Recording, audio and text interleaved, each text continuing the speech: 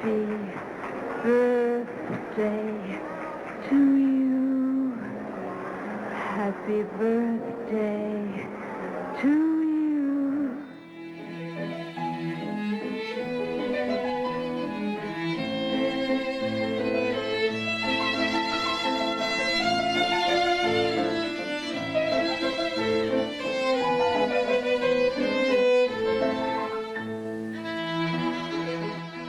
Welcome to Cineversary, a podcast that celebrates a milestone anniversary of a masterful work of cinema. Every month we send happy birthday wishes to a different film currently observing a joyous jubilee. Now we mark that as anything from a 20th all the way up to a 100th anniversary. This, as ever, is your devoted host, Eric Martin, creator of the Cineverse blog and moderator of the weekly Cineverse film discussion group. And hey, if you've just discovered our show, welcome. If you're a regular listener, we are thrilled to have you back. Here at Cineversary, we pride ourselves on going that extra mile to bring you the best guests and conversations on great films worthy of discussion. But you know what? Up to now, we have never quite taken the plunge and committed to spotlighting two films in one single episode. Well, we are breaking that barrier this time around because for the month of Halloween, we wanted to honor not one, but two vintage horror masterpieces celebrating major birthdays this year. First up, we'll focus on the first and, debatably, still the best vampire film of all time, Nosferatu, directed by F.W. Murnau, originally released in Germany on March 4th, 1922, which means, you got it, it's 100 years old. To pay proper respect to this ghoulish granddaddy, I've enlisted the expertise of David Kalat, a fantastic film scholar who has provided insightful DVD and Blu-ray commentaries for many genre films, including Nosferatu, The Cabinet of Dr. Caligari, Metropolis, and Eyes Without a Face. Then, for the second half of our show this month, we will pivot to a petrifying picture marking its 80th anniversary. It's Cat People, directed by Jacques Tourneur, which made its theatrical debut back on December 5th, 1942.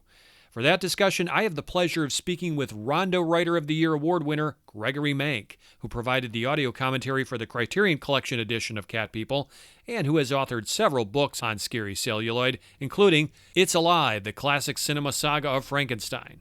David, Greg, and I will peel back the cobwebs on these macabre masterworks to explore how they remain relevant today, why they are worth celebrating, and the long shadows of influence they've cast upon the horror genre. Strap yourselves in, folks. It's going to be a spooky installment and a long one, but an episode I'm confident you will enjoy. So let's get this monster party rolling by sinking our fangs first into Nosferatu. Here's some quick context on the film, compliments of Wikipedia. Nosferatu, a Symphony of Horror, is a 1922 silent German expressionist horror film directed by F.W. Murnau and starring Max Schreck as Count Orlok, a vampire who preys on the wife of his real estate agent and brings the plague to their town. Nosferatu was produced by Prana Film and is an unauthorized and unofficial adaptation of Bram Stoker's 1897 novel, Dracula. Various names and other details were changed from the novel, including Count Dracula being renamed Count Orlok.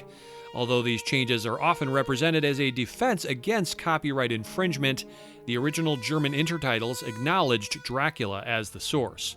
Film historian David Kalat, whom we will hear from momentarily, states in his audio commentary track that since the film was a low-budget film made by Germans for German audiences, setting it in Germany with German-named characters makes the story more tangible and immediate for German-speaking viewers. Even with several details altered, Stoker's heirs sued over the adaptation, and a court ruling ordered all copies of the film to be destroyed. However, several prints of Nosferatu survived, and the film came to be regarded as an influential masterpiece of cinema. Present day, Nosferatu registers a 97% fresh rating on Rotten Tomatoes, where its average critical score is a marvelous 9 out of 10, and its audience score rates 87%. As you'd probably imagine, there's no original theatrical trailer for Nosferatu we can share with you. Again, the movie is now a century old, and hey, it's a silent movie to boot, so what do you expect? But we can give you a free taster in the form of Eureka Entertainment's special trailer it created for the film's 100th anniversary this year, which features some of the great score. Perk up your pointy vampire ears for a moment with me and listen.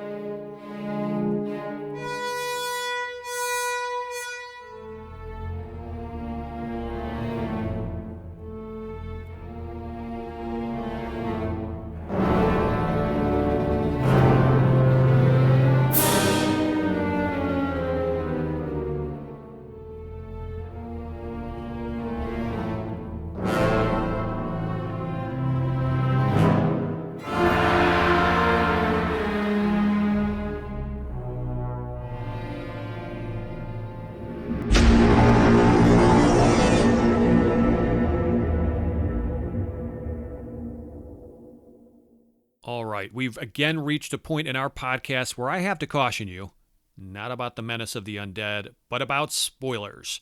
Yeah, David and I will be delving deep into plot points that would ruin your Nosferatu watching experience if you've not yet viewed this movie, so why don't you put us on pause, go grab a steak and some garlic, that sounds kind of tasty, right? And screen Nosferatu. Everyone returned?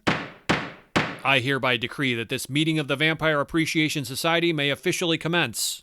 Let's give a warm welcome to David Kalat, a film scholar with expertise in genre films who has provided DVD and Blu-ray commentaries for many beloved works, including Nosferatu, The Cabinet of Dr. Caligari, Metropolis, Eyes Without a Face, the Godzilla films, Ringu, and Things to Come. He's also contributed essays to the Criterion Collection and Turner Classic Movies, and he's the author of several books on the cinema, including Too Funny for Words, A Contrarian History of American Screen Comedy from Silent Slapstick to Screwball. David, so delighted you agreed to appear on Cineversary, and hey, welcome to our show. Thank you so much. Delighted to be here. Thank you for inviting me. So let's get into this here. What do you love about the film Nosferatu, and why is this film important to you in any way? Well, this is actually one of the movies that made me into certainly a fan of silent film and a fan of horror film as well. It's a very seminal work for me. So I'm sure everybody listening has their own origin story of how they first encountered this movie and the effect that it had on them. So I don't mean to claim that my experience is in any way special or unique, but just to share my personal experience, I was about 10 years old. It was the summer of 1980, and my family had gotten a motel room on the beach of South Carolina, and we were going to have a week-long vacation at the beach. We go down, and on the very first night, as we're moving in, we all got sick. We got felled with a stomach bug that rendered us not only incapable of having any fun, but also really incapable of driving back home. Okay. So here we were all stuck in this crowded little crummy motel room, way too much on top of each other and with really nothing to do. And there was, this is back in, as I said, 1980. So the TV there was just one of those things you had to tune in with the rabbit ears. Yeah, maybe three channels if you're lucky. Yeah, right? Yeah, you get a really, really grainy picture. And we ran across a screening of Nosferatu. I didn't pick it. I didn't know anything about it. I was just a kid. But my mom finds it, and I'm remembering it as actually literally being silent. And I don't think it was broadcast without music. I bet it was probably just because we were sick. My parents turned the volume down. But it was this weird thing I'd never encountered before. Here's this grainy, gritty, black and white movie, completely silent, and it just crawled behind my eyes and lived there ever since. And so that and Metropolis were the first two silent films that I ever encountered, and just completely changed how I thought about things. And I didn't see Nosferatu again until I was an adult. I didn't have the opportunity to run across it because it just didn't come out on video for a while. And eventually you get to the DVD era, and it starts to show up. But there was a long period of time when all I really had were these sort of phantom memories of it. Amazing. But it was so haunting. And I think, you reeled off a list of some of my Blu-ray credits and so on, and I've had the privilege of being able to work with organizations like the Criterion Collection and Turner Classic Movies and Eureka and all of these great places that are doing such great work to try to take important movies and make them readily accessible to audiences in the best quality form. But the thing about that is sometimes the power of a movie speaks loudest when you encounter it in its worst form. And it's hard to imagine a worse way of encountering a movie than on a grainy black and white TV when you're desperately sick and it's not right. the way it's supposed to be shown to you, and you don't know what you're coming into. But if it has power in that setting, then that is clearly a movie that's going to last for ages. Wow. So how many times do you think you've seen it since that first viewing at 10 years old? Certainly several dozen. I mean, I had to go through it quite a lot in the course of preparing the commentary for the Blu-ray, and also, depending on the publisher, I also had a liner notes for a different Mm-hmm. publisher. So I've Yeah. I've I've worked on that film in a couple of contexts. And where do you think it ranks for you among, let's say, vampire films, and how about horror movies in general? Is this high up there on both those lists? Oh, absolutely. I mean, I think arguably it's the first real horror film that there is. Um, Even before Cabinet of Dr. Caligari?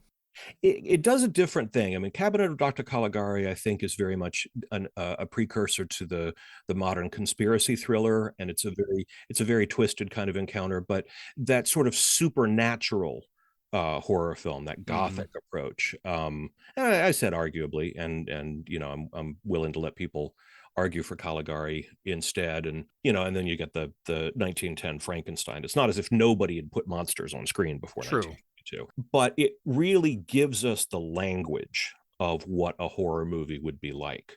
I think there's this weird phenomenon of some of the movies that are the most influential. When you watch them later, when you rewatch them, they don't seem that remarkable because the things that they've done became um, suffused throughout the rest of movies, that it no longer stands out. It's easy to take them for granted, right? Exactly. I was talking to some younger friends recently who are, very strong Star Wars fans. But as I say, they're younger. They grew up with the prequel series, and from their perspective, the 1977 Star Wars just seems, a little janky, a little, less than impressive. I hate to hear that because that's like my Beatles on the Ed Sullivan moment Well, for me. I know, but to be 7 years old in 1977, and you see this thing, and you go, "This is literally breaking ground. Like nothing like this has ever been on No, screen and it's before." still true, but I think your point is that it's easy to take these early pioneering films for granted because they set the template. They kind of you create the archetypes for which all of the imitators and subsequent, kind of films that follow will pick up on. And so subsequent generations, they may not have that proper background or context. Right. So I think some of the power of Nosferatu gets blunted by that you watch it Mm, now, and there's aspects of it where you've seen it in so many other films, you don't quite realize this is where that comes from. This yeah, is patient zero. sure. So let's take a deeper dive now, David. How has Nosferatu stood the test of time? Why does this movie still matter 100 years later? And why do you think it's worth celebrating? Well, as I said, because I think it's just a phenomenally well-made movie. That Mm-hmm.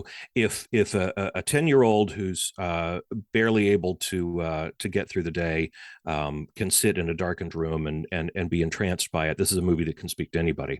It's empirically true. It has stood the test of time.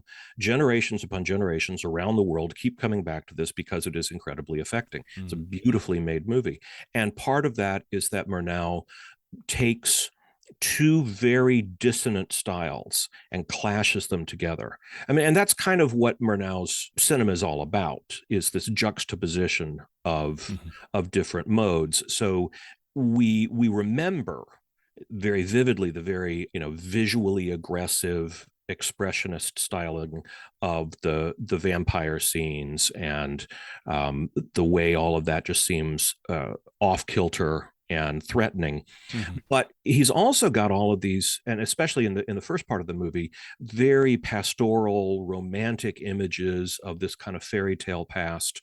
Yeah, Um, true. and it's you really get visually the sense of one world invading the other.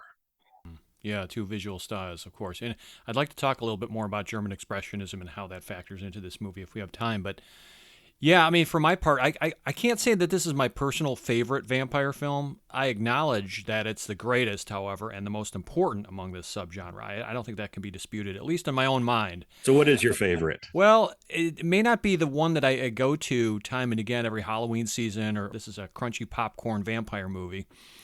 But I have to give it its props because it was really the first, and often the first is the one that is most deserving of respect in my book.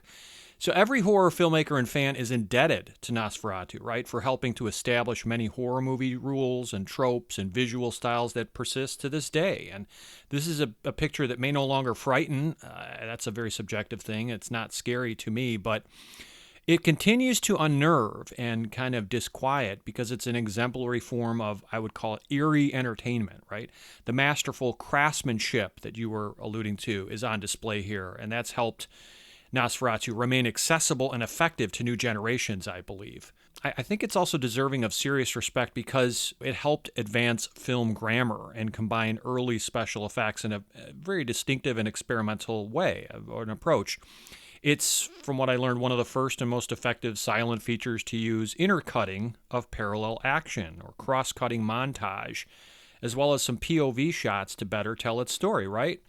You have the chiaroscuro lighting design, the high contrast kind of a lighting scheme that emphasizes that stark contrast between lights and darks that would influence countless horror and noir films that came thereafter. There's a greater fluidity of visual storytelling, thanks in large part to the adventurous placing of the camera. Murnau had said, the camera is in the director's pencil. It should have the greatest possible mobility in order to record the most fleeting harmony of atmosphere. I want to read you another comment. This is by a writer by the name of Joanne Laurer, who said that the resulting flowing and non-static camera work in Nosferatu establish the differing relationships to the space occupied by each character and his or her own particular interaction with the vampire's use of the oppression of the night. French filmmaker Eric Romer once commented that perhaps no other filmmaker has used space more rigorously or inventively than Murnau. So any comment here just in terms of like how it helped establish and propagate film grammar as it came to be known and used? Well, I think one of the interesting aspects of that is that the two principal artistic voices, the two principal creators of that aspect of this film were themselves predominantly visual art, graphical artists. So Murnau, that was kind of his background. He was fascinated by painting. His first film was adapted from a painting. I mean, that's just man. You're going to launch yourself as a filmmaker adapting a painting? Like most people are adapting plays. They're right. A thing that happened in the world. No, it's a painting. But then we also got to talk about Alban Grau, who gets this weak little credit in the opening title. Says, sets and costumes are attributable to Alban Grau, but he's also the co-producer. He's the co-producer. He founded the company that made the movie. He was the one who had the idea of making a vampire movie. He hand selected Murnau. So much of the and he had all of these, we would call them today concept art. The kind of thing that, to go back to Star Wars, like Ralph Corey was drawing to help everybody else visualize what was in his head. So he's the one who's coming up with what the vampire is going to look like and giving all of this really richly drawn and rendered graphical material to Murnau to start to visualize. And then they take all of that and they bring it to life in front of the camera. Right. No easy feat, certainly. But yeah, no, credit is deserved to some of the lesser-known names associated with Nosferatu, absolutely. I want to rattle off a few of the, I had mentioned a moment ago, some of the earlier, maybe more primitive special effects. But for the day, this was a pretty impressive array, a smorgasbord, if you will, of visual effects for audiences. You have double exposures, dissolves that make the vampire appear and reappear. Remember those scenes? Sometimes as a transparent figure. That probably would have blown people's minds back in 1922 to some extent. Doors and portals that mysteriously open. I'm sure there's some practical, simple, trickery involved with some of this, but some of it is like simple stop motion effects. There are color-tinted shots. I assume the yellow shots signify daytime, and the blue shots maybe nighttime scenes. I don't know if it's very consistent. You have, as I said, stop-motion photography, used memorably in the sequence where Orlok's coffin lid mysteriously levitates to rest atop the coffin. Remember that? Mirror shots employed. You see Hutter's bite marks on his neck. camera undercranking to speed up the shot of Orlok loading the coach with coffins. The only thing that scene is missing is some Benny Hill music, right? And using color negative photography to suggest the paranormal nature of Orlok's coach riding through the forest. That seems a bit gimmicky, but again, maybe for 1922, that would have been a real eye-opening kind of little sequence. Am I missing any other photographic trickery or special effects of the day that we should give a nod to here? No, that was a great list, and it's interesting you mentioned that you thought that seemed gimmicky about the photo negative, because it is, when you're doing these things for the first time for audiences who've never seen them before, it is just revelatory, and then we bring the baggage of all of the ways that these things have become cliches since then, and been surpassed by other techniques. Sure, you have to try to put yourself in the mind frame of what somebody sitting there in 1922 would have thought. This is totally true, absolutely. And just to finish answering the question here about why it still matters, why it's worth celebrating, we talked about German Expressionism. Essentially, it's a movement that originated in German cinema after World War I, in which films externalize emotions. They rely on an exaggerated acting style, perhaps, and exaggerated designs and sets and lighting. To do what? Well, to create a mood and to tell a story. And The Cabinet of Dr. Caligari, which preceded this by 2 years, is often considered like the benchmark, one of the earliest examples of that, from which Nosferatu takes a cue. So it's firmly entrenched in German Expressionism, as we've discussed, but despite being an expressionistic work imbued with, symbolism and metaphor, the mise-en-scène of Nosferatu, David, it looks relatively realistic 100 years later, thanks to it being filmed on location in key and authentic settings throughout Europe instead of on studio-fabricated sets. Now, I think this is no small point, because what gives Nosferatu, in my mind, greater gravitas is the fact that it's shot on location, which I guess wasn't that common. So, kudos to the filmmakers actually taking that camera and everything out to castles in Slovakia and things like that. It really adds to it. I want to jump in on that, because there's a number of interesting factors that are all in play there. So you mentioned Expressionism, and one of the things that Expressionism led to were these increasingly ostentatious and stylized sets. So working inside a studio gives the filmmakers a whole lot more control over the environment that they're going to be creating in front of the camera. Right. And also the lighting requirements are much more controllable in a studio. You've got the lights. You're not dependent upon the weather and the sun and the vagaries of the world outside. But Murnau was very much fascinated by and drawn to the natural world.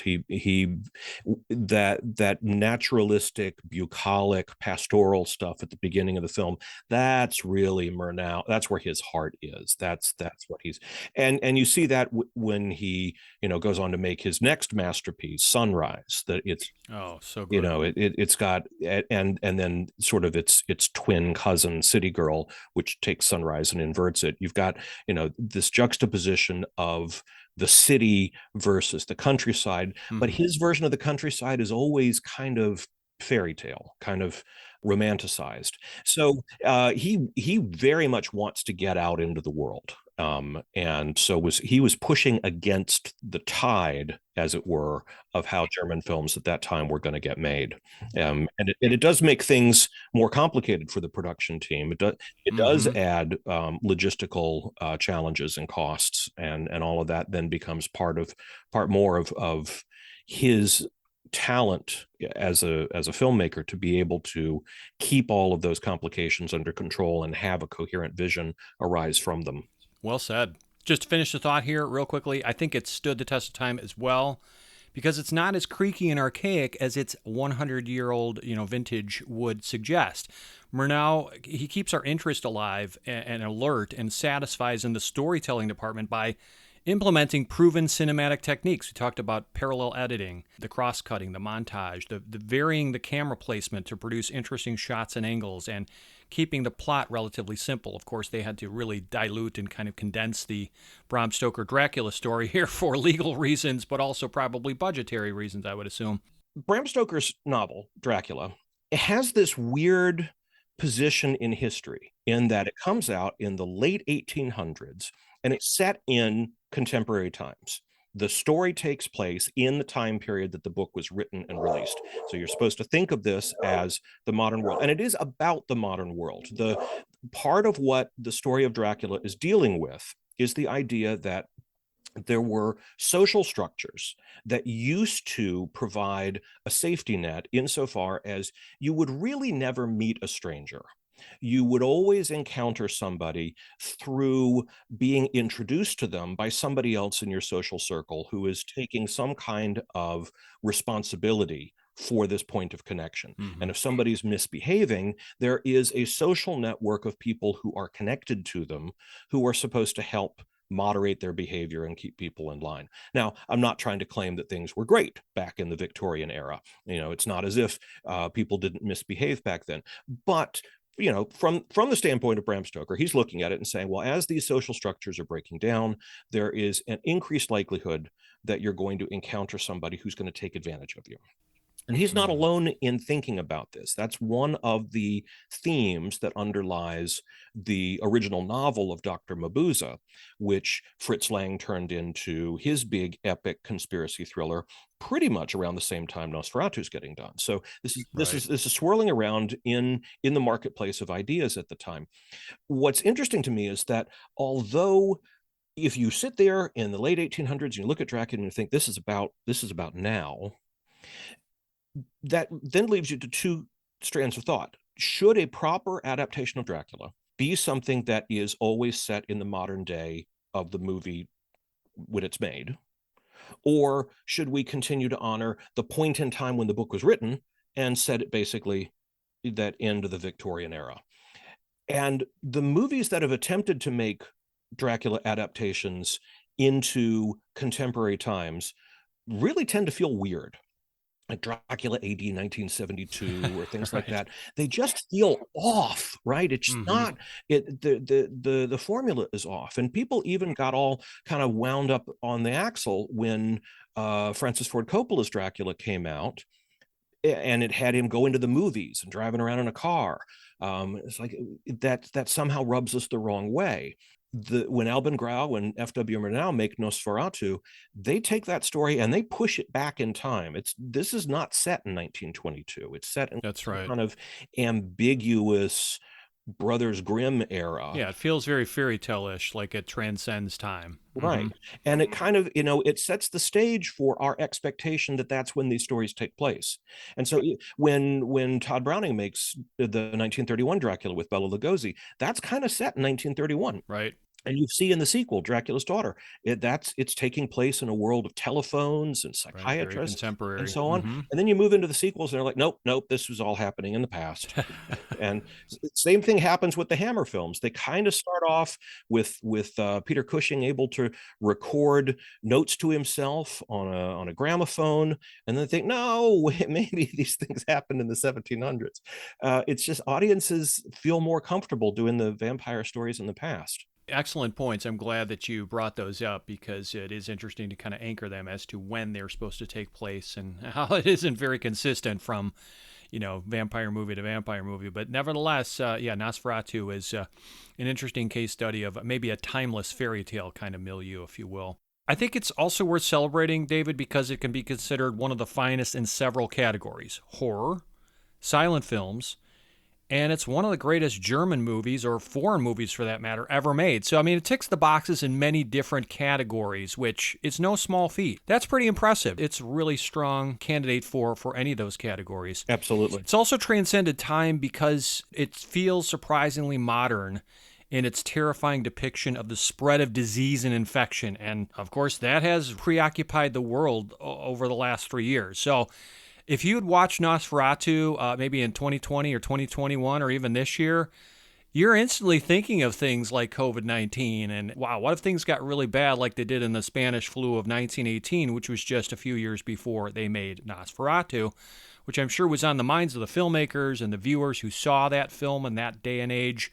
So it can still stay relatively contemporary in terms of some of the terrifying themes and the fears of spread of disease unto itself, right? So just that aspect alone, I think, makes it kind of timeless too, because we're always going to be worried about things like pestilence and disease and the newest outbreak that might happen or something. And that's unfortunate, but it certainly taps into those fears. Lastly, David, I think it still matters because it feels like a photographic document of a vintage era. It's almost as if Nosferatu is a Dead Sea Scroll of cinematic artifact that belongs in a museum worthy of reverence and rediscovery for new clues and insights. That's not to say that it's this dusty old artifact that can't be accessible to modern viewers. It's just that I think it's more deserving of reverence because of that sheen. Perhaps it's more haunting and odd because it's so far removed from our modern sensibilities. It is black and white, it's foreign, it's silent. But that, to me, those elements only add to its weird veneer, in my opinion. I say on one hand that it's an accessible movie to modern audiences in some ways, but in other ways, it's just so surreal and odd and out of place. That creates an interest, too. What do you think? Yeah, I mean, the thing that drew me to being a film fan first, and then whatever that led into in terms of being a film historian or a film scholar of some kind, was being aesthetically overwhelmed by some things. And there are movies that they tell a good story and the actors say their lines and they're believable and you watch it and it's dramatic and you can connect it to some experience of your own life. And that's kind of it. It's bound, that's the perimeter of what it sets out to do and achieves. And I am not particularly excited by movies that only do that. I'm not sure that cinema is the best medium if what you want to do is tell a great story. There's so many ways that literature opens up pathways of storytelling. If you're looking to tell a good story, there may be other places to do that. What cinema gives you the chance to do is to add in all these other artistic disciplines. You're going to get the photography and you've got the acting. And, in the sound era, maybe you've got music and sound design. You certainly got set design and costume design and art design. And where's the camera positioned and how is it being edited together? There's all these different things that each one of those is its own artistic discipline. And when they're all sort of synthesized together and rowing in the same direction, you can have these really intense experiences. When you said before that this is like an artifact of the time, I think, if you ran across this thing kind of as I did when I was 10, without knowing any of the context. You don't know anything about what Germany was like in 1920. You don't know about the flu epidemic of 1918. You don't know about silent film. You don't know about vampires. You don't know about Bram Stoker. Like, you don't have any of that other context. You're going to see this movie and it's going to ask questions of you. You're going to look at it and go, why is this the way it is? It's so intense and distinctive. It's so confident. It's obviously been made in this weird way intentionally, and you're going to be compelled to go figure that out. And that's basically what happened to me, is that I would see movies like this and go, why is this thing? And then I would have to go study it until I could understand it. But the movie would itch at me until I had some sense of context. And I think those are the movies that live the longest because they engage us. It's a communication. The artist has to do something. The viewer has to do something. So if you as the viewer aren't contributing to that conversation, the movie's going to wash over you. It goes in one eye, out the other, and you move on. Yeah, it's another great point. I just want to close this thought here with a quote from Roger Ebert in his great movie review essay of Nosferatu. He said that it's more effective for being silent. Mm-hmm. It is commonplace to say that silent films are more dreamlike, but what does that mean? In Nosferatu, it means that the characters are confronted with alarming images and denied the freedom to talk them away. Mm-hmm. There is no repartee in nightmares. Human speech dissipates the shadows and makes a room seem normal. Those things that live only at night do not need to talk, for their victims are asleep, waiting. Good stuff from Roger there. Yeah. I'd love for you to provide some brief context or background on how and why this film came to be made and how also it was nearly lost forever. What can you tell us? Well, you've invited me to share one of my favorite stories, so I cannot resist. So let's do it. Albin Grau, we mentioned him before. And the thing is, if you read the especially kind of like the English language commentary about the film, he's often going to get mentioned with this sort of predicate phrase, the ardent spiritualist Alban Grau. It's like, what does that word, what does that even mean? I would never describe anyone as an ardent spiritualist and expect somebody else to understand what that was supposed to Yeah, mean. you got me. Yeah.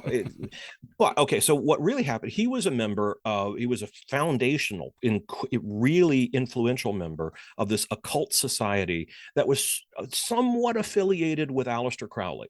So like the real out, not the David Tennant character from Good Omens, but the real world, I believe I'm magic, crazy Aleister Crowley. And the whole idea of spiritualism is that there's some kind of secret body of knowledge that a handful of people through their erudition and their insight are going to get access to. So you're going to get the secret understanding of the world. So this is how Alban Grau thought about things.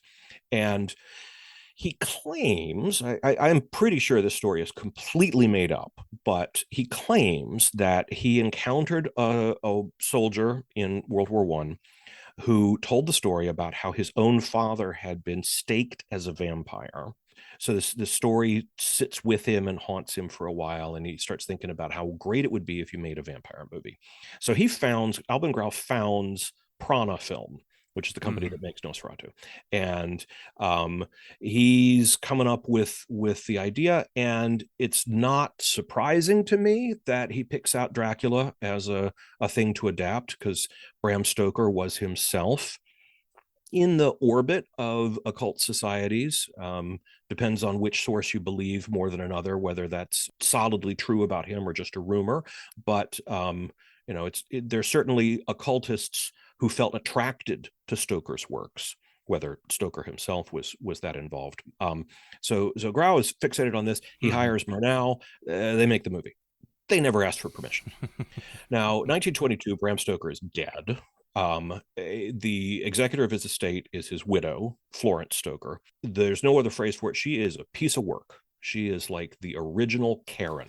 This is a woman who she is expecting things to be done her way. And her livelihood now is dependent on the exploitation of the intellectual property of her late husband's works, Dracula being one of them. And there are people who are interested in adapting Dracula into different contexts, including motion pictures. And she gets wind of the fact that there is this unauthorized film adaptation.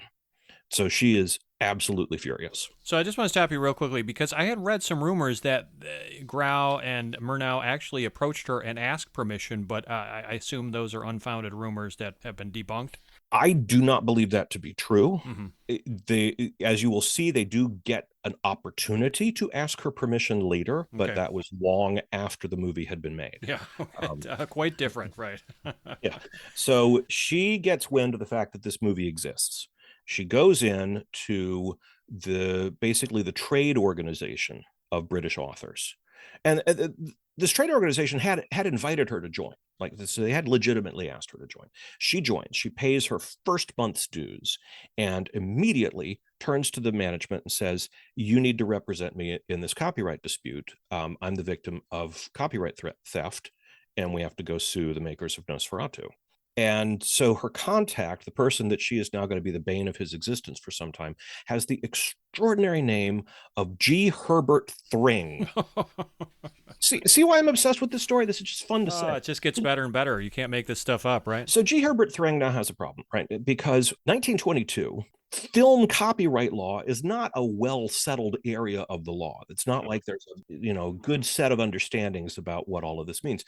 Because you watch Nosferatu, and it's not set in the modern day, doesn't have a lot of the characters. There are plenty of differences between that and the book Dracula. It's pretty, there's certain similarities that are pretty obvious, and there's a lot of important differences. So what matters there? Sorry about the dog. No, she's chiming in. She has an important point to make, but she agrees with me. There you go. Yeah, it's going to be a dispute about whether or not there really is a violation here. So that's problem number one. Problem number two is it's international, right? So she's in London. These guys are in Berlin. What are you going to do? So he goes and he hires a lawyer. And now we're going to bring in another fun name, Vronker Flatov. So Wow. Wronker Flatov is the German lawyer who's going to try to negotiate on the German side. Now, Prana Film by this point has fallen apart into bankruptcy. I guess if you're a magician and you decide to start a movie company and you make an expensive vampire movie without permission and you don't do anything else, maybe you're not the world's best businessman. And so Prana Film, there's nothing to sue there. There's no money to be had. But they're able to get in touch with some representatives. They come back and they say, okay, Mrs. Stoker, we've got a pile of money we'd like to give you. In exchange for this pile of money, we would like to release this film in the English speaking world under the title Dracula. So do we have a deal? And like Vronker Flatov is excited and Thring is excited. This dog of a case has resulted in a happy, fat settlement offer. And Florence is having none of it. She says, absolutely not, because there is no chance she's going to be able to sell film rights to Dracula for top dollar if there is already a Dracula film out there. So she refuses, makes them go back and keep fighting. Now, meanwhile, of course, like this is like the focal point of all of the attention for this trade organization. They have all these other authors who've been paying dues for years, who are expecting to get various services, and they're having to be all of their time and attention consumed by this woman who just showed up, expecting them to give her legal, counsel for free. But they do. They fight her fight and they win. So they actually get a final judgment in German court that all prints of Nosferatu must be destroyed. Now, by this point, it's 1925. I mean, just think of that. When we look back on Murnau's history, his early batch of films are gone. They're unavailable for viewing. They're lost. But here is a court that says it is the legal truth of the world that every copy of Nosferatu must be destroyed. And just to stop you, what's interesting, the time-wise, you're saying this is 3 years after the movie was released, right? So there were 3 years of exhibition of Nosferatu. People got to see it. Yes, and that's why it survived, because it's had 3 years to filter its way through the world. So it's not as if all the prints of Nosferatu are sitting in a barn and you can go burn the barn down. Right. They're floating around out there. That's what happened. The movie survives.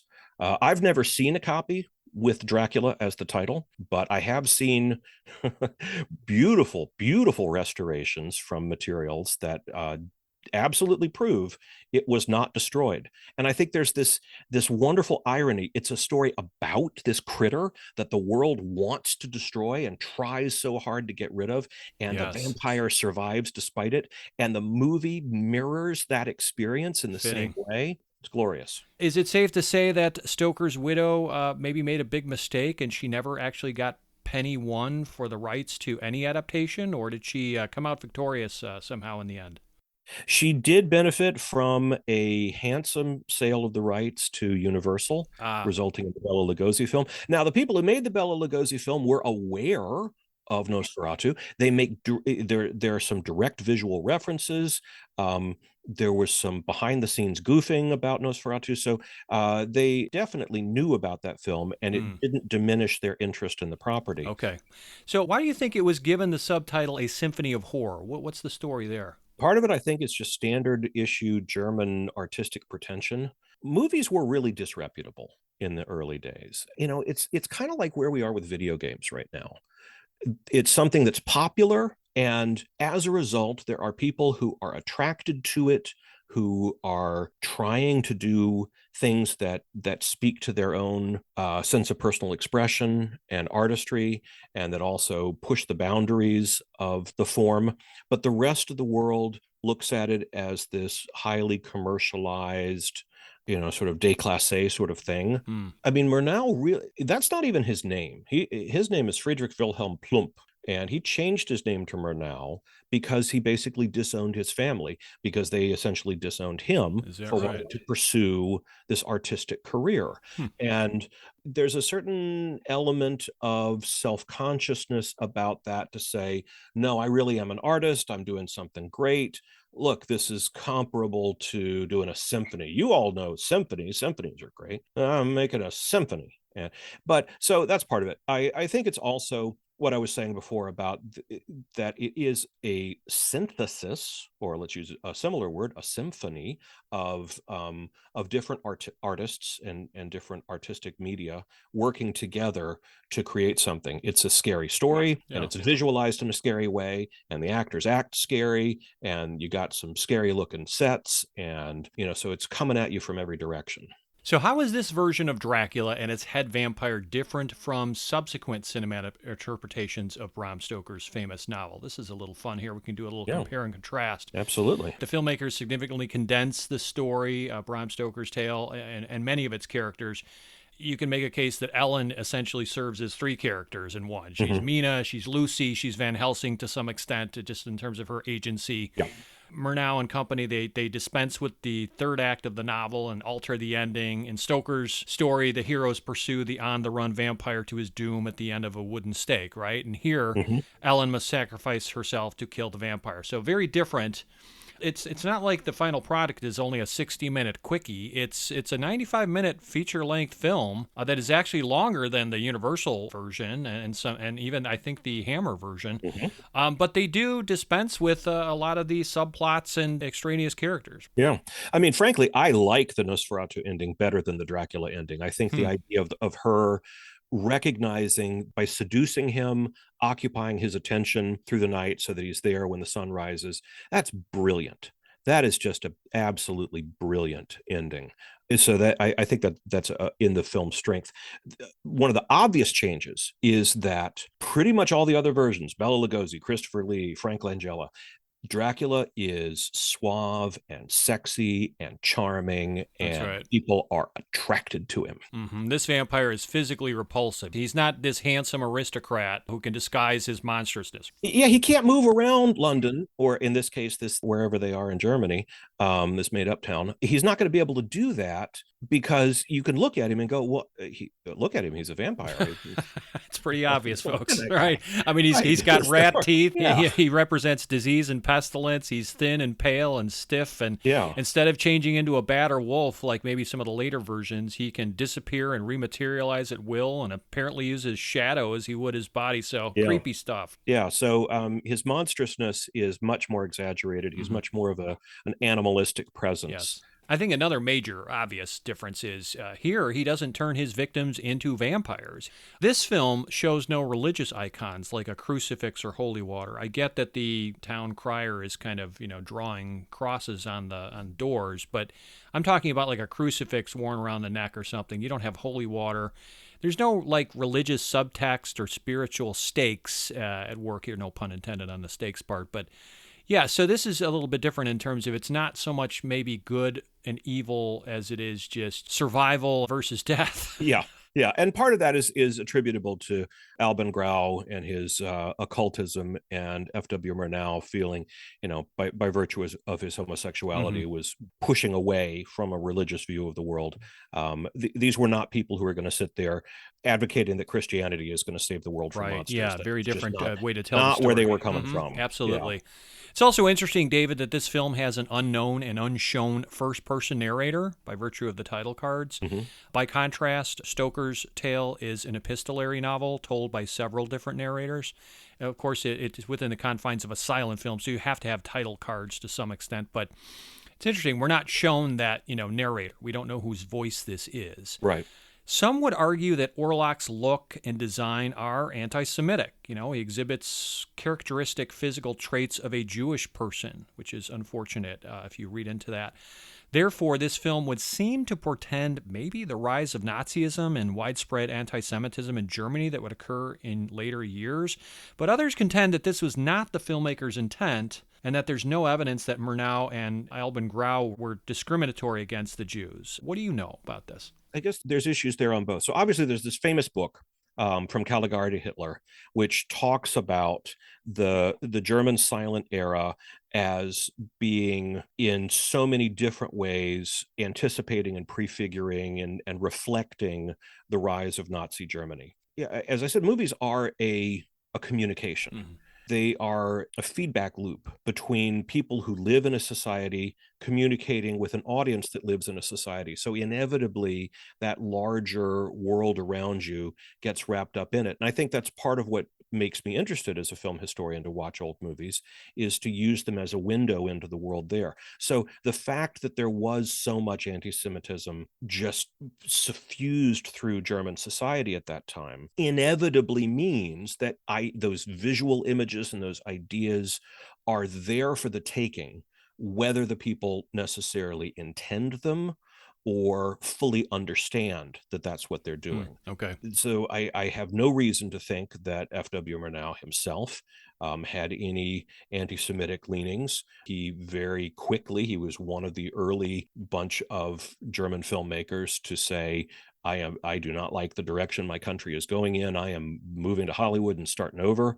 And he comes over to Hollywood and he makes Sunrise, and there's all these rafts of filmmakers, including Fritz Lang, who follow in his footsteps and eventually end up in Hollywood over the course of basically 10, 15 years. Obviously, Hollywood is very much full of Jews. And I think it would be very difficult for somebody who was anti-Semitic would not have followed that path. Yeah, no, that's a good point. Yeah. But I think we have to be sensitive to the fact that this movie can be ethnically triggering to maybe some people. Maybe some people take offense to it even 100 years later. But I don't necessarily think the filmmakers were intentionally going this route, because the evidence just doesn't show that. It's just that, as you were saying, you can interpret a film any way you want as the viewer. So even 100 years later, some people are more sensitive to the caricaturistic nature of the design of Nosferatu. So I'm not going to tell people how to think, but it is interesting just to have a dialogue about it. Yeah. The position of the person who takes offense has always got to be the one that matters. It always rankles me when there is the person in the privileged position, and I'll count myself that way. I'm a white male. I am not the target of the insulting imagery or the stereotypes that float out there. So I am not the one in position to say, oh, well, that's not offensive. Yeah. It's in the eye of the beholder, and you have to respect other people and maybe how they're sensitive to things like that. I respect that, absolutely. So Nosferatu is, of course, a groundbreaking horror film. What impact did it have on the genre that inspired subsequent films, and in what ways was it innovative, too? I think you can see from the 1931 Dracula onward, the entire cycle of Gothic horrors that emerged in the U.S., predominantly from Universal, but they were not the only ones, have very much the same visual grammar, the same sort of stylistic influences. And part of that is because they're staffed with a lot of the same people. As I just mentioned, we've got an exodus of talent that recognized that Germany was a crap place to live in the rise of Hitler and relocated to better options elsewhere, Hollywood being one of them. And you end up with people who they're not mimicking the films from Germany. They're just still making the same ones they were themselves making.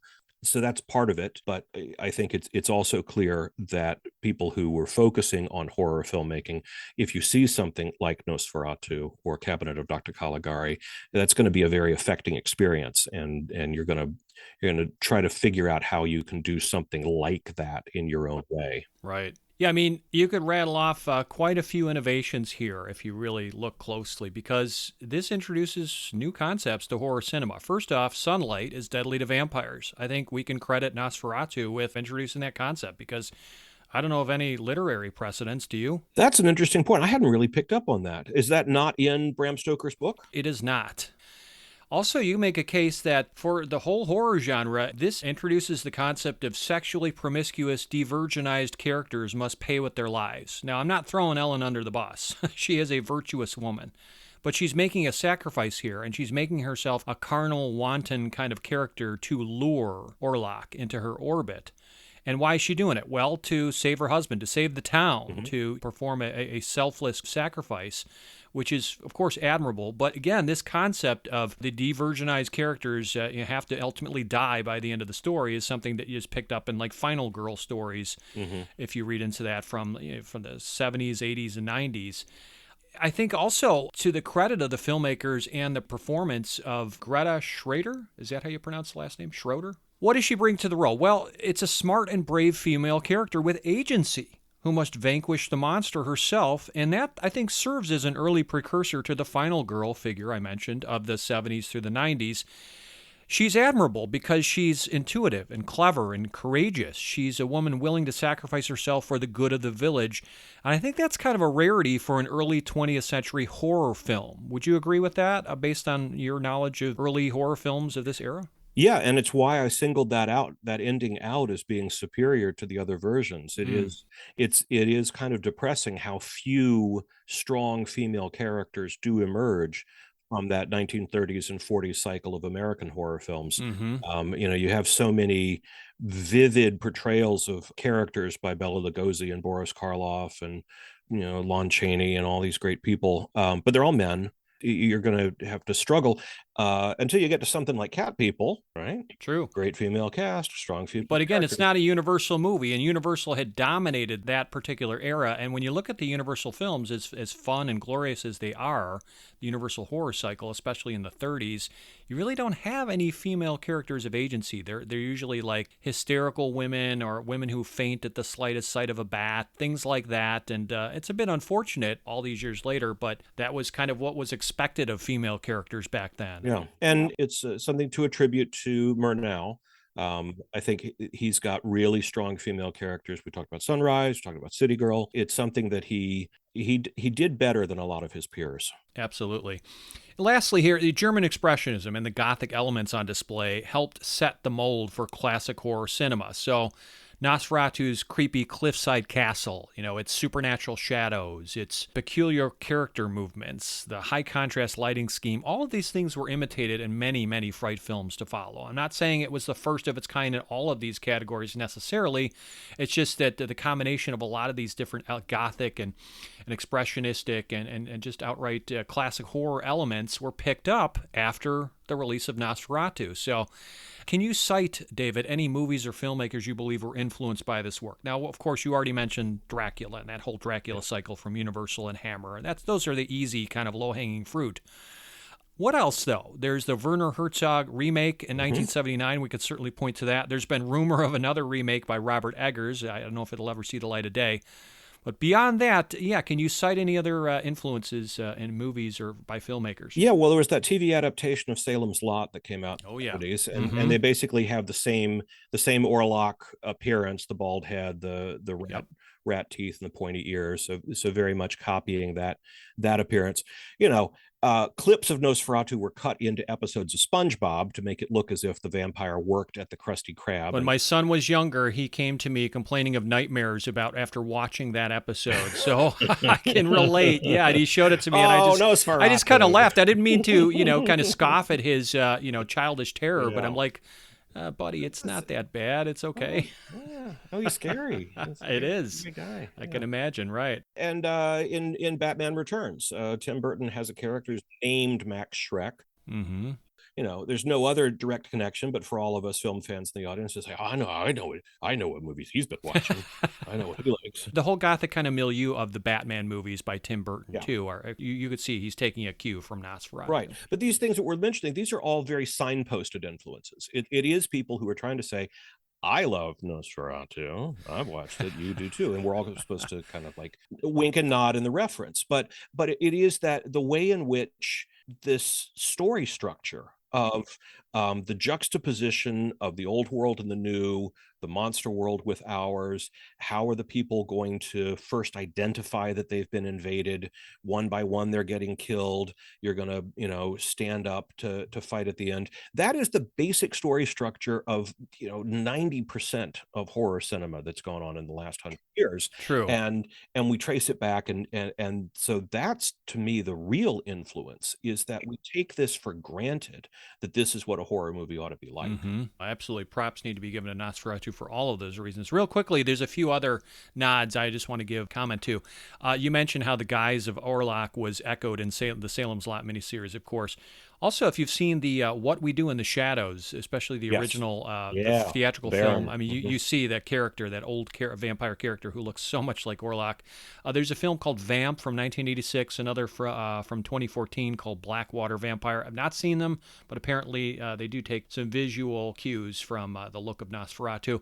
There's the fantastic Shadow of the Vampire film in which Willem Dafoe plays Max Schreck. Oh, right, about the making of the movie. Yeah. Mm-hmm. Oh, yeah. And it kind of imagines thespian Max Schreck as the ultimate method actor. And he was a real vampire cast in the role of Dracula. Yeah. Right. I think they're taking a little artistic license there, but it's fun nonetheless. Yes. His unsettling walk, Orlok's body language, particularly how he slowly stalks his victims, if you will, can be seen in arguably the Frankenstein monster from 1931 and Michael Myers from the Halloween series, if you really want to stretch it that far. The film Alien from 1979, it seems to be influenced maybe by the vampire systemic dispatching of the crew aboard the schooner Empusa. Yep. So maybe there's something there. And then I thought about this time around, this most recent viewing, David. You recall how one of the opening title cards reads, "Beware you never say it," meaning the word Nosferatu. And maybe it's a stretch, but this forbidden word trope, maybe it's picked up in Candyman and Beetlejuice. So I don't know, where there's smoke, maybe there's fire, or maybe I'm just kind of stretching. Well, I think that speaks to this sort of Gnostic approach, that there is secret knowledge and that it has power, and words have power. This kind of alchemical approach to language. Yeah. So I think it predates Nosferatu, and that's where they're coming up with it, and we find it elsewhere as well that there are certain words, if you say them out loud, you change the world you live in. Right. Although filmmakers often point to films that they saw and were inspired by. So maybe that's where they got it from. You never know. Maybe some of those later films got it from a Nosferatu. Maybe not. So what's the moral of the story here, David? What themes or messages are woven into Nosferatu that we can kind of quickly summarize? I think number one is you got to do due diligence before you sell real estate to someone. Absolutely. You better get that realtor designation. Yeah, just go meet the person first before you sell them a house. Yeah, that would make sense. Yeah. That's a good one. Anything else? I'm saying it facetiously, but it is that's what drives the story of Dracula, this fear that our society will be invaded by something that we can no longer keep out. And this is true. It's the fear of the unknown, the outsider, and of course, fear of disease, right? Because Orlok, he's kind of a metaphor for a destructive pathogen that can quickly spread and wreak terrible suffering and death, much as we said, like the Spanish flu of 1918 did 4 years before this film was released. But you've got the two directions. You know, the first half of the film is your real estate agent goes out into Transylvania and encounters the vampire. So you've gone into the monstrous territory. The second half of the film, monster comes back to you. You mentioned Alien. You know, you could kind of think it that way. The first movie, they drop the spaceship onto the monster's planet, and now it attacks them. Second movie, you have some colonists sitting there on their own planet. Now they don't realize it's the same one. And the monster's attacking them. So it's the directionality of it is are you safe at home, or has somebody let monsters in your door? Good way to think about it. Yeah. Any other themes come to mind? I think the one that you brought up about how Ellen's sense of self-sacrifice, her nobility, to recognize that you owe a duty to something beyond yourself. Right. If vampirism is the ultimate form of selfishness, essentially an eternal life that is gained by nothing but predation, the way to defeat that is ultimate selflessness. So it's the battle between two very different attitudes about the world. Yeah, I'm in simpatico with you there. That makes sense. I recognize dichotomy, duality. I want to read you something here by reviewer James Berardinelli, who said that by using Hooter and Orlok to symbolically represent two halves of a complete individual, Murnau allows the film to explore the Jekyll and Hyde split between man's civilized and bestial natures. Hooter is the childlike innocent who cares for his wife in a platonic manner and reacts to circumstances with wide-eyed amazement. Orlok, on the other hand, is animalistic, as you were saying, David. His advances toward Ellen are fueled entirely by his base needs and are grounded in sexuality in a way that the metaphorically emasculated Hooter could not comprehend. And that way, Hooter and Orlok complement each other. Ellen gains from each of them what she cannot have from the other. And then you think about how you mentioned Ellen a moment ago. She seems to be a bifurcated figure. She's a chaste, dependable wife to Hooter, but when she needs to be for that self-sacrifice component, she's a lusty, willing mate to Orlok, although she chooses to act pruriently in a sacrificial manner. So, again, duality, dichotomy, I think, is at play here. We talked about fear of the unknown. There's also, I think, there's so many references to animals and images of animals and organisms here. The predatory side of nature, I think, is at work as well in Nosferatu, because the film continually references names or shows organisms that feast on blood or ensnare prey, or are uncanny in some way or abhorrent by design, like the Venus flytrap plant, the mosquitoes, the rats, the microscopic hydra polyps, the spiders, the death bird that is mentioned by the narrator. Like these creatures, Orlok is animalistic and bloodthirsty by nature, representing a threat to the human beings that have risen precariously to the top of the animal kingdom. So nature and its predatory side, I think, certainly surfaces. Tell me what you think about this here. Like any vampire story, Nosferatu may also be a cautionary tale about the dangers of carnality, of sexually transmitted diseases, and of aberrant sexuality outside the confines of procreation and marital relations.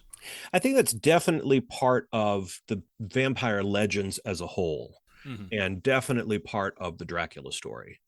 The extent to which this is a boiled down, condensed version of Dracula that gets rid of a lot of the subplots and a lot of the other characters, I'm not going to say it's not there. I wouldn't have read it that way myself because I don't see that much outside of Ellen's seduction at the end. There's not that much sexuality in the film. Yeah, not like other versions of Dracula. Yeah, it's not where my mind would have gone to first. Sure. Lastly, David, the value of intuition is a thematic kind of element at work, in my opinion. There's a telepathic communication at work between Orlok and Ellen that triggers her fears for Hooter, incites her sleepwalking, and you think about it, it ultimately prompts her to entrap the vampire. The lesson here is maybe to trust your gut instincts, take action, and not ignore the red warning flags when you suspect a threat. So maybe that's something to kind of chew on as far as a message of the movie. Yeah. This is a 100th birthday celebration, and it's customary to give presents on birthdays, true, but it's the fans who continue to get the gifts. That's my assertion. So what is Nosferatu's greatest gift to viewers? This is an absolutely entrancing, overwhelming aesthetic experience. And if you can find a theater that is showing this movie on a big screen, or if you're fortunate enough to have a really big screen of your own, put it on in the middle of the night, dead black, no light on, get that musical soundtrack cranked up loud and just let it roll over you like a thunderstorm, and it's extraordinary. So the listener does not have to necessarily go to an old 80s era hotel room and watch it on a cranky old black and white with the rabbit ears on top, well, right? I'll tell you, that's where I got started on this, but I have never attempted to recreate that. I have never been tempted. Might be fun. Never been tempted. Okay, so for my take here in answer to the question, I think the greatest gift that Nosferatu continues to give us is Count Orlok himself, because in my estimation, this is the most disturbing and unabashedly horrific vampire in movie history. The design and personification of this undead monarch of the macabre, it remains unparalleled. This creature, as embodied so adroitly by Max Schreck, he amalgamates so many characteristics that make our flesh crawl. The dagger-like incisors, impossibly long and sharp claws, and the kind of hunched posture in some scenes, the beady eyes. It instantly connotes him with a rat. There's an insectoid quality to his stillness and lanky physique. And that insectoid quality is further evidenced, David, by the fact that we never really see him change his wide-eyed expression or even close his eyes. I can't think of a single shot in which he closes his eyes. And he's got the rigid frame and protracted movements of a zombie. You could make that case. But the disquieting way he sometimes glides along, you think about that great shot on the hull of the schooner, it suggests an automaton. There's nothing seductive or resplendent or cunningly camouflaging about this bloodsucker. I mean, he is disease and death incarnate, without any pretense of humanization. I understand that he has to act somewhat normal to get Hooter to come inside and come under his graces and entrust him. But yeah, he is not human. He is something otherworldly, and we can't take our eyes off him for a second. He's just so captivating. And that's a testament, David, to Schreck's complete commitment to this role, of course, but also a testament to the full realization of this character on screen. And that, to me, is a triumvirate triumph of makeup, costume design, and lighting. So hats off to all of those players involved with the creation and execution of Count Orlok. A last quote from the great Roger Ebert, who said that Max Schreck, who plays the vampire, avoids most of the theatrical touches that would distract from all the later performances, from Bela Lugosi to Christopher Lee to Frank Langella to Gary Oldman. The vampire should come across not like a flamboyant actor, but like a man suffering from a dread curse. Schreck plays the Count more like an animal than a human being. All right, so David, what do you have in the works that you'd like listeners to know about? Are there any Blu-ray commentaries coming up, essays, appearances, any goodies? Yeah. So I'm sure that anybody who enjoys watching Nosferatu probably also enjoys watching Cabinet of Dr. Caligari. And Hear, I hear. had the privilege of working on the audio commentary for Eureka's Blu-ray release several years ago. It is getting a deluxe reissue as a 4K UHD Nice. in December. Everything that made the old one good is going to be there again. So my commentary will continue to be there, but it's got even better stuff. And I'm especially excited to be able to mention this next one because you let me know ahead of time you were going to ask me this question. And up until yesterday, I wasn't going to be in a position to be able to answer with this answer. Ooh, I sense a scoop coming. Yesterday, it was made public. So a box set of the Ju-on the Grudge series, 5 movies, including the 2004 theatrical feature, Ju-on the Grudge. Mm-hmm. And I had the absolute privilege of contributing an audio commentary to that. A beautiful set coming out also later this year from Arrow. They really did it up right. Wow, exciting stuff coming up. Perfect timing for the Halloween season. David, boy, I really look forward to listening to your audio commentaries, reading more of your essays. So, yeah, you've whet our appetites there, and I appreciate that. Very much enjoyed this conversation. Thank you for inviting me. Oh, David, it's been such a pleasure, such a treat. No tricks, all treats this episode. So, David, thank you again for taking the time. Our great appreciation, and wishing you a happy Halloween season. Likewise. Stupendous stuff from Mr. Kalat, a guy who certainly knows a thing or two about horror cinema, no? Danke and auf Wiedersehen, David, and keep up the great work with those audio commentaries.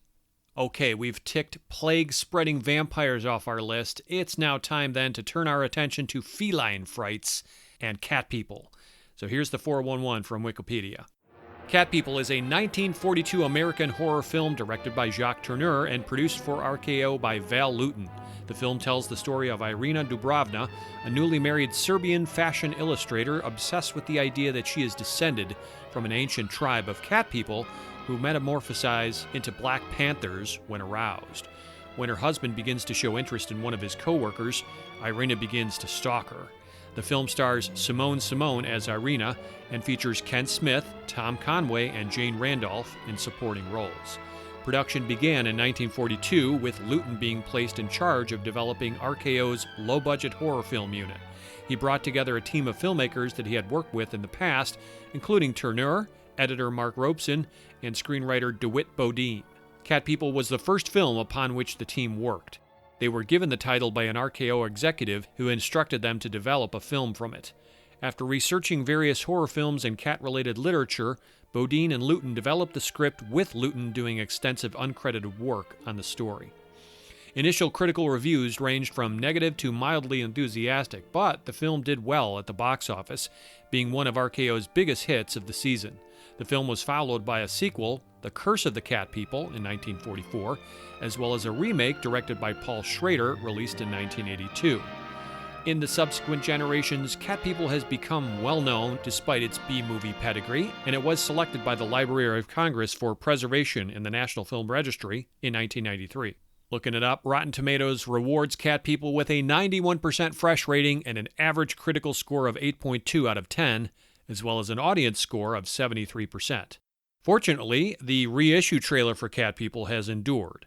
For proof, listen up. Across the centuries comes this exciting story of a modern girl cursed by an ancient legend.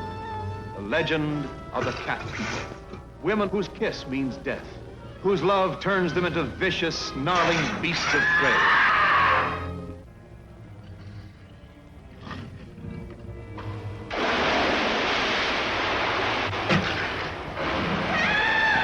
Twice I've been followed by something that was not human, something that attempted to take my life. I believe that was the cat form of Irena. Why should she wish to harm you? Because I'm in love with her husband. It's shut now. Just a minute ago, it was open. It's locked. Leave us, Irena.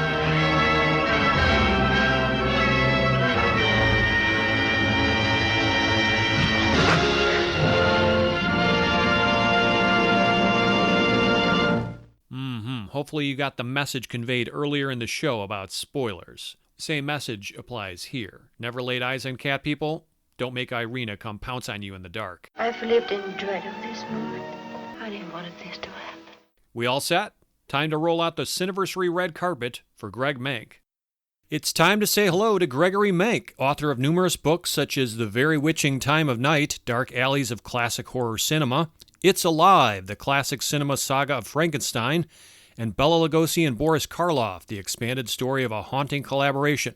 He's a 2-time Rondo Award winner for Writer of the Year, a Monster Kid Hall of Famer, and also the provider of numerous commentaries to DVD and Blu-ray editions of classic horror films, including Cat People, The Black Cat, Island of Lost Souls, and Abbott and Costello Meet Frankenstein. In short, he's a classic horror renaissance man. Welcome to Cineversary, Greg, and thanks ever so much for participating in this month's episode. Thanks, Eric. It's great to be here.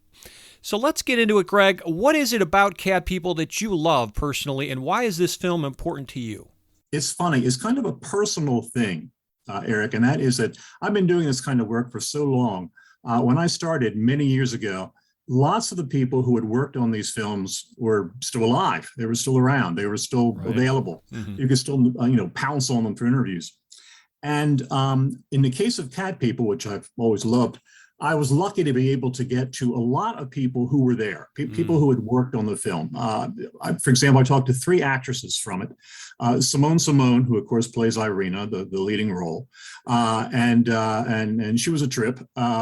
She had quite a career in Hollywood, quite a lot of experiences there. She had been involved in a big scandal. She had been very well known for her temperament. And when I talked to her, she was probably well in her 80s, and she was still pretty temperamental. But she was great. All right. In addition to being temperamental, she was also very charming and very captivating, and she had wonderful memories of Cat People. I talked to Jane Randolph, who played Alice, who is her rival in the film. Jane Randolph, again, lovely lady. She did not get along well on the film with Simone, and a half a century later was still talking about how she didn't get along well with Simone. Wow. So there was all that. Elizabeth Russell, who plays actually the original Catwoman in the movie, the one who comes over at the table and says Moya Sestra to Simone. Fascinating lady who actually really did have this feline appearance, kind of looked like a cat, which is why, of course, she was cast. And an actress on whom Val Lewton had quite a crush. He really liked her, and he put her in a number of his films. They were never involved. He was very happily married, but nevertheless, he was very agog over Elizabeth Russell and this very kind of statuesque feline look that she had. And she was a fascinating lady. DeWitt Bodine, who wrote the script and who for a while I used to refer to as my literary conscience. I used to send him everything I wrote, and he would read it for me and make suggestions and everything. Wonderful man. Alan Napier, the British actor who many people remember as the butler on the TV show Batman. Alfred, yes. Alfred, yes, indeed. And Alan Napier, also a very good friend of Lewton. He has a small role in Cat People. And in 1951, when Lewton died, Napier, in fact, delivered the eulogy for Lewton. Is that right? They were very, very good friends. And even I managed to talk to Lewton's widow. Again, he had died in 1951, and so over 40 years had gone by the time that I had spoken with her. Okay. So it's a very personal thing for me to watch the film, because I think of all these terrific people that I had the great good fortune to be able to talk to and to hear their stories and to write them up in my books and to, have little friendships with them. And they all loved the movie, and they all loved Val Lewton. Yeah, great recollections. Thank you for sharing. Sure. I'm curious. I did watch the Blu-ray special edition of The Body Snatcher. I know you're a huge fan, but where does this film rank for you among Val Lewton's filmography, as well as rank among the great horror films in general? Where would you place Cat People? It's a very good question. As far as the reference you made to The Body Snatcher, I would reluctantly give The Body Snatcher the #1 spot in the Lewton films, because I think that, of course, he made that film. He made The Body Snatcher 2 years after he made Cat People, and he was developing. He was able to combine certain things in the horror genre. He was able to put together, for example, the kind of blood and thunder that you see in The Body Snatcher with Karloff and Lugosi and so on, with the very atmospheric and thematic things that he was able to put into Cat People. So it's kind of a blend of two styles. And I think he does that very, very well. But I would put Cat People, a very close, almost tied, #2. and maybe Curse of the Cat People as the third. And I would certainly rate Cat People among the greatest horror films of all time because it's so novel. Would you agree it's probably the most important of Val Lewton's filmography? Oh yes, that's absolutely his most important, because it's the one that really put him on the map. It's the one that showed this really remarkable, almost subversive style he had at work. It was really, a remarkable hit, of course, when it came out, which I know we'll probably be talking about later, and all these sorts of things. And so it's a very, very important film for Lewton, and certainly more important for him, I think, than The Body Snatcher was from that point of view. But it also is a great horror film because of the subtlety in it, and the message that it throws out there, which is kind of that, the real monster with everybody is the monster that is within, the monster that lurks in your mind and heart and soul. It's not necessarily, some vampire from Transylvania. It's not some monster who's sewn together from corpses. It's what is inside you, how you perceive yourself, how you're able to face the world every day with the way that you see yourself fitting into that world. And Simone plays that so beautifully, and Jacques Tourneur, who directed it, brings it out so vividly. And Lewton himself was actually that sort of person. It's very sad with Val Lewton that he did not live very long. He was only 46 when he died, and he was he was a very tormented man. I don't think he was ever really fully comfortable. A lot of things bothered him, including cats, which is kind of unusual. That he actually did have not necessarily a fear of cats, but sort of a dread of them. He just didn't want to be around them.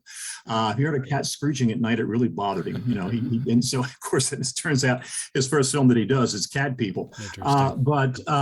He was, he really was a remarkable man. And so, but this is the idea that he put forward, very personal idea for him, which is that, the most frightening monster out there is the one that you carry around inside of you every day and every night. Yeah. And he developed it so strikingly in that film. Well articulated. But what you were just saying, just in terms of like the ethos, if you will, or the motto of Lewton and what he was going for with these, it kind of is a nice transition to the next question, which is, why is this movie worth celebrating 80 years onward? Why does it still matter, and how has it stood the test of time? And if you'll bear with me, I'll kind of flesh out a bit more what you were talking about there, and we could riff on this a bit. I think it's worth celebrating, Greg, because it reinvented the horror genre in the early 1940s. As you were saying, kind of making the horror more psychological, more inward. The danger is primarily suggested rather than shown, right? Yes, absolutely. And that was groundbreaking for the time, because the fear is primarily of the unknown and what may be lurking, but is not clearly defined in those shadows or in the periphery of the frame. That's right, absolutely. And it's also interesting with that film from the groundbreaking angle, is the fact that what it really is, which when you really analyze it, it's basically a film about a bride with sex problems. Yep. A young bride who's afraid to consummate her marriage with her husband.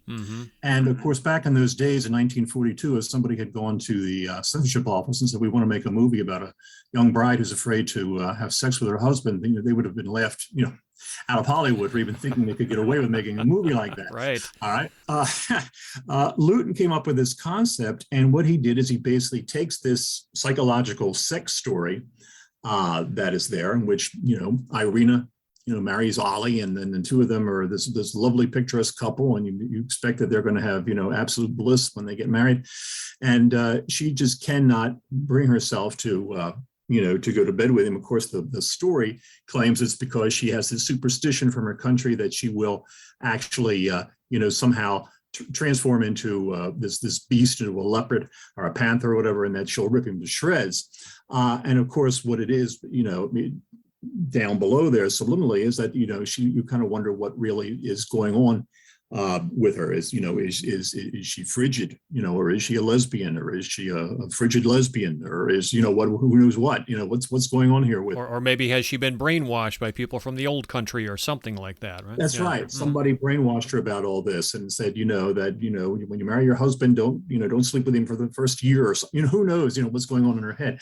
But Lewton takes this story, this very sad and somewhat and very suggestive story, and dresses it up like for Halloween almost. He dresses it up for as a horror film, in which this woman's afraid that she becomes passionate with her husband, that she'll rip him to shreds, and it plays. And even though it seems when you first say it, it seems like an outrageous idea, he does it with so much sophistication and such flair and sensitivity that it actually does play out. And at the end of the movie, you really feel sad for this. Yeah, it's a very tragic story, no question about it. But I think half of the fun for a viewer in 2022, if you're so willing and patient as to kind of sit through and understand the context of something created 80 years ago and the confines and constrictions in which they had to make a movie in a story like this. Yeah. Half of the fun for me is just seeing how creatively they skirted around the censorship problems. Yeah. And they can't say things outright like, I can't consummate the marriage with you, bucko. You're going to have to stay on that side of the door and suffer the fate of males who can't get it on. But they can't talk about this outright. Absolutely. And and so you basically, when you really think about the film and what you've just seen, you think, wow, that's an incredible story. And then you think, wow, it's also an incredible horror film. It's two different things kind of dovetailed together that are working, complementing each other here. I think for that reason, it really does belong up there in that, the greatest horror films of all time, both because it's a great horror film, both because it's not really a horror film. It's like this interloper in there that is trying to pass itself off as a horror film, and doing it very cleverly and very suggestively and with incredible subtlety. And obviously, from the way the film was received and still is received, very effectively. Right. I mean, it's that much more enriching. I mean, I love the old classic Universal films. When you think about some of the sequels, like, for example, House of Frankenstein or something like that, a Monster Mash. I mean, they're satisfying for a different reason. You know exactly what's going on. And it's the subplot about the mad scientist wanting this or that or whatever. It's very simplistic. This story, by contrast, in terms of their answer to the universal cycle at RKO, is, like you said, it's to kind of give you a straightforward adult story, but, put the Halloween dressing around it, if you will. And it satisfies on multiple levels. And that's what makes it more enriching to me. And in answer to this question about why the movie still matters, how it stood the test of time, I would suggest that what has helped cat people transcend time is the fact that this is a female-driven story at a time when women were often, the helpless damsels in distress and the innocent protagonists in horror movies.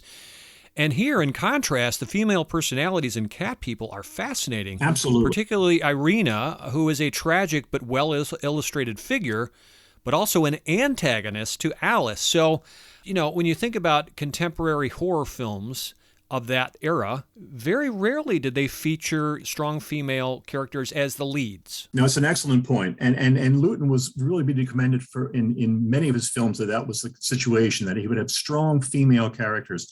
And in this film, like you say, it's Irina who's carrying it, and it's almost like a role reversal, what you would see in the Universal films. I mean, she's the dynamo, and her husband, played by Ken Smith, is sort of like the passive female role in a Universal film.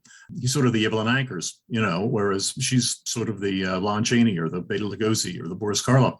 Right. And it works beautifully that way, though. It really does. And it's so dynamic thing for Luton to have pulled off back at that time in 1942, because people weren't expecting that whatsoever, to go in and think that they're going to see a horror film and a woman's going to be the dominant threat in it. That was very, very unique. And it's interesting, too, that you brought up Universal, because you think of a film, for example, like Frankenstein Meets the Wolfman, in which the opening is that marvelous opening. And I think that's the same year, too, 1942. Both made the same year, just a few months apart from each other. And you figure in Frankenstein Meets the Wolfman, it opens up with, the grave robbers opening up the tomb and the Wolfman springing out. And you mentioned House of Frankenstein, which, of course, opens with the lightning hitting the prison and Karloff and Nash escaping through there. You watch Cat People, and it opens with this attractive lady making a sketch at a zoo.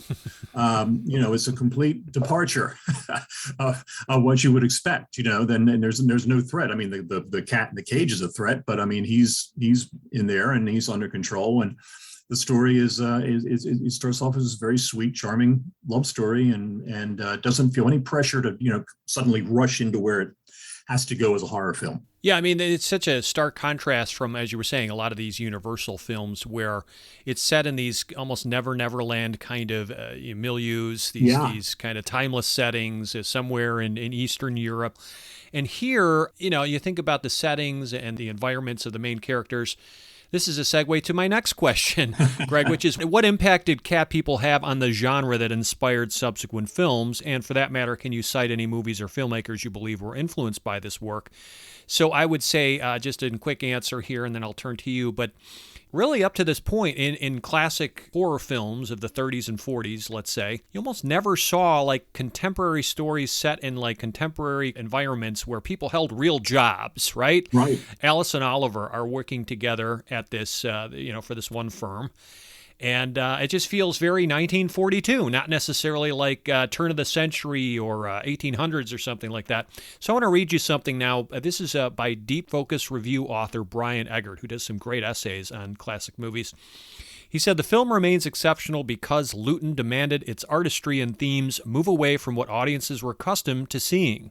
In doing so, Luton made the first supernatural horror story set in modern times, typifying a standard formula for today's paranormal horror genre. It's a real-world story whose characters have complex relationships, maintain unglamorous careers, and remain skeptical toward the prospect of anything fantastical. What's your take there? It's right on the money. I mean, there they are, right in modern New York City, where all this is happening.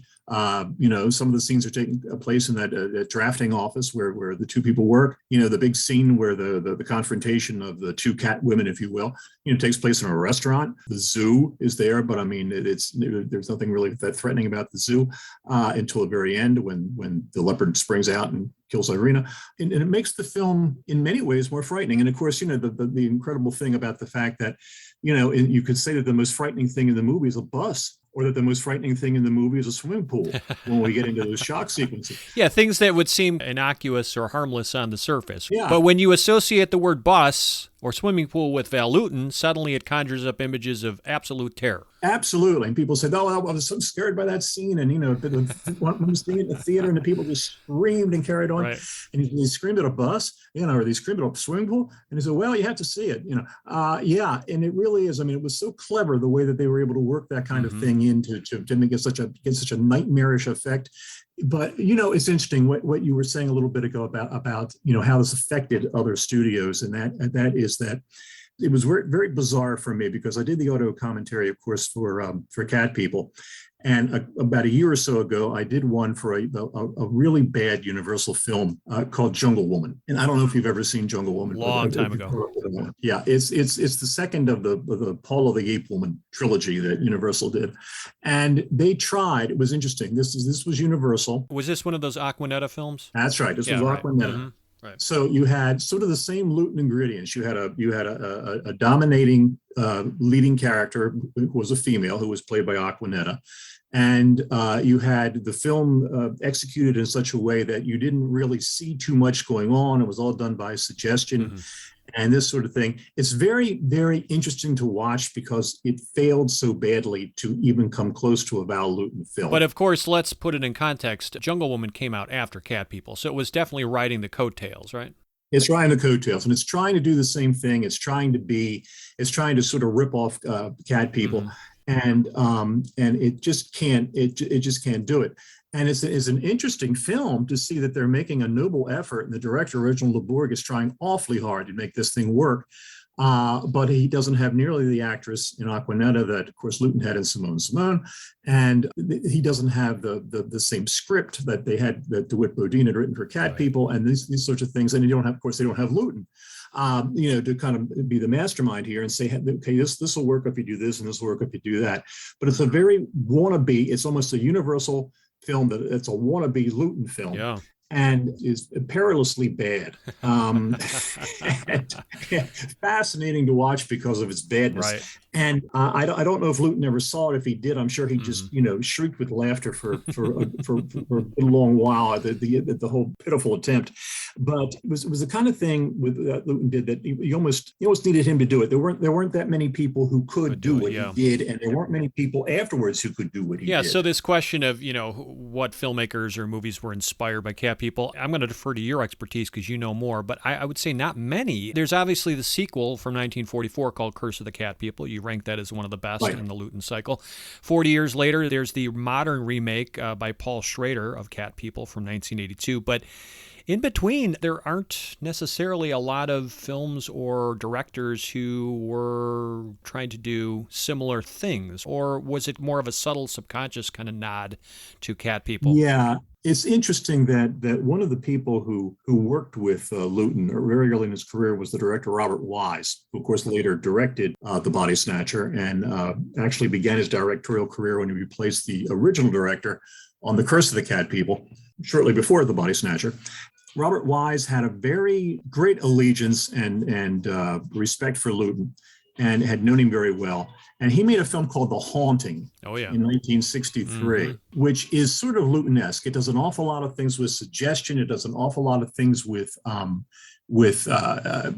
sound and lighting and things of that nature. And it's a very, very scary film. I remember, being in grade school when that film came out, and the few kids I know whose parents let them go see it, couldn't sleep at night, and they were so scared. It was the scariest movie they ever saw. I think it remains the scariest G-rated film ever. Yeah. You see on the box, it says rated G. And, I'm showing my younger kids this movie, and, it's pretty terrifying. It is. It really is. And that was Wise, kind of parading out the tricks he learned with Luton.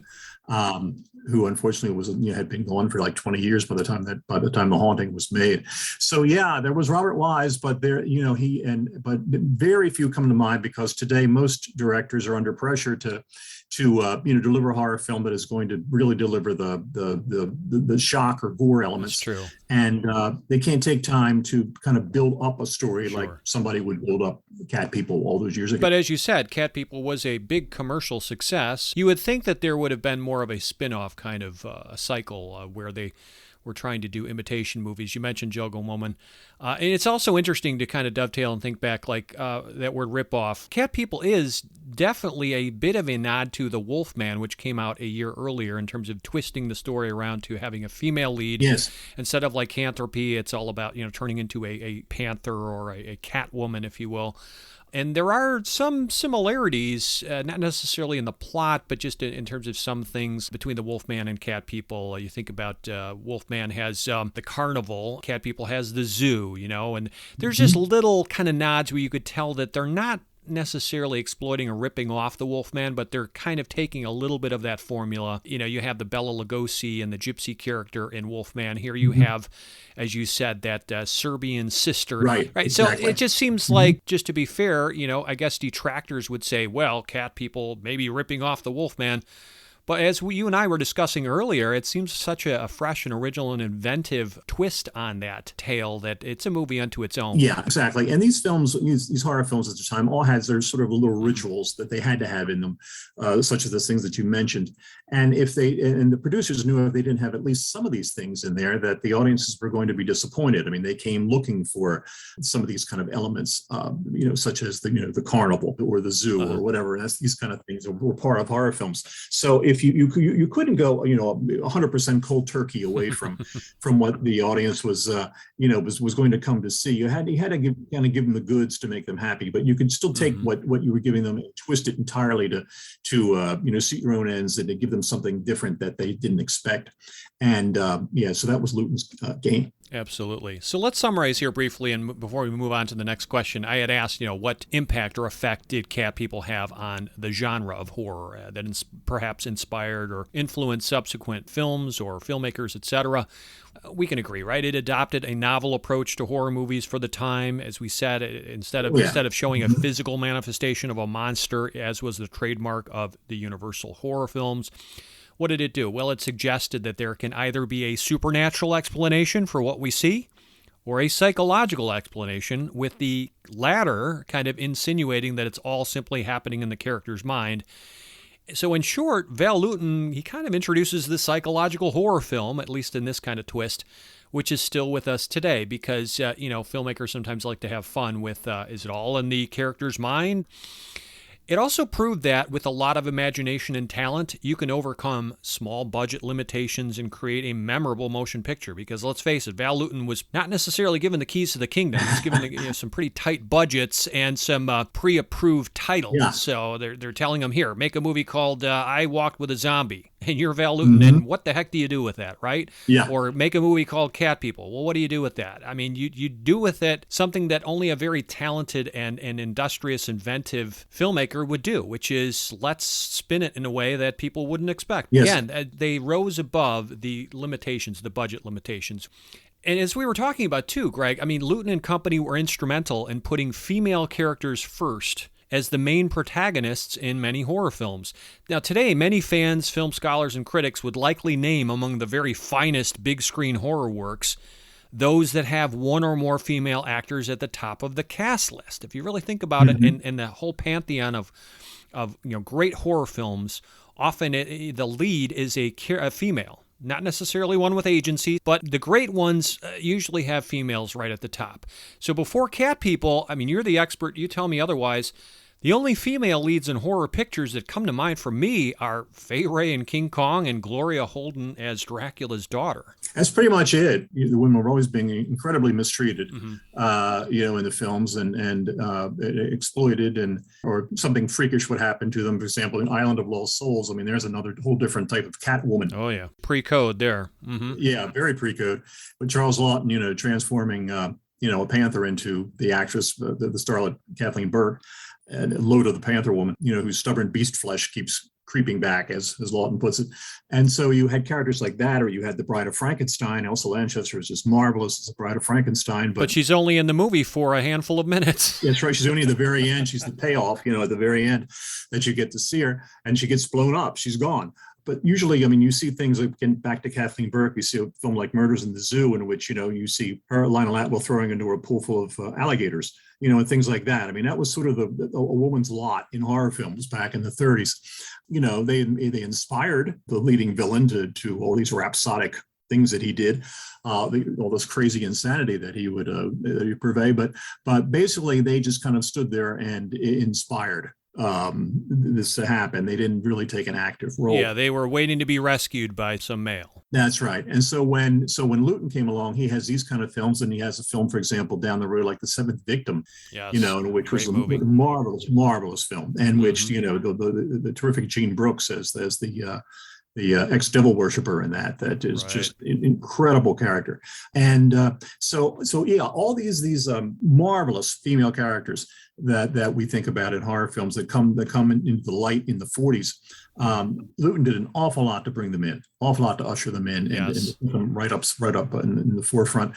And so in a way, in that regard as well, he really kind of changed film history. True. As far as this role reversal thing that happened. Absolutely. And you think about, you mentioned the bus, right? That became a buzzword at the time, because right. the Lewton unit, they also invented what's called the bus. You need the bus, yeah. Which is an audio technique first introduced in Cat People, where a long silence or maybe a quiet scene is abruptly interrupted by a shrill, loud noise. Yeah. Nowadays, they'd call it a sting, right? That's meant to kind of startle the audience. It's almost like an audio jump scare. But before Cat People, I don't think you really had anything like the bus. No, I can't think of, in all the other old horror films, generally things build up to something that would happen, but you didn't necessarily have a jolt like that would come in. Of course, the bus being in Cat People, of course, the bus actually putting on its brakes and hitting that screeching sound. And all the reports said, audiences literally jumped out of their seat when that happened. Hey, it's still effective. It still gets you. It got my wife. We were watching it on Blu-ray the other night, and whoa, she kind of jumped a little bit. Yeah, it's great. It's a terrific bit and very simple. A very, very simple thing to happen and very believable and just as scary, if not more scary, than somebody sprouting hair all over his face and baying at the moon. I mean, it's totally. But I think the best bus in the whole Lewton cycle to me is in The Leopard Man, when the train rattles by as the girl is cowering under, what is she, in a viaduct? That's right. Yeah, that's right. But boy, that is really effective there. It's louder too, and it's even more sudden.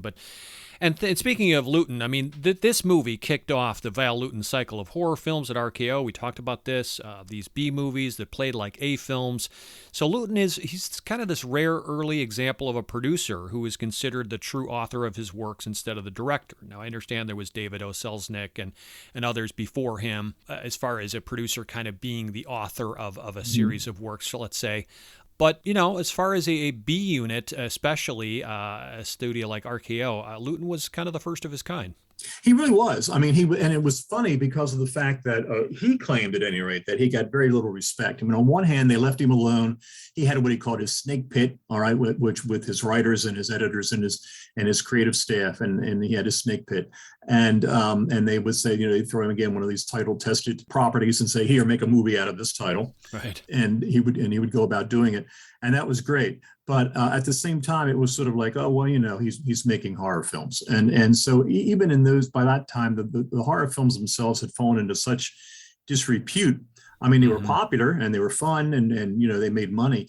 But at the same time, they weren't really respected. And it's cool that to me, from a popular point of view, that when Cat People opened in Hollywood, it opened at the theater called the Hawaii, which of course is long gone, or the building I think is still there, but the theater is no longer a theater.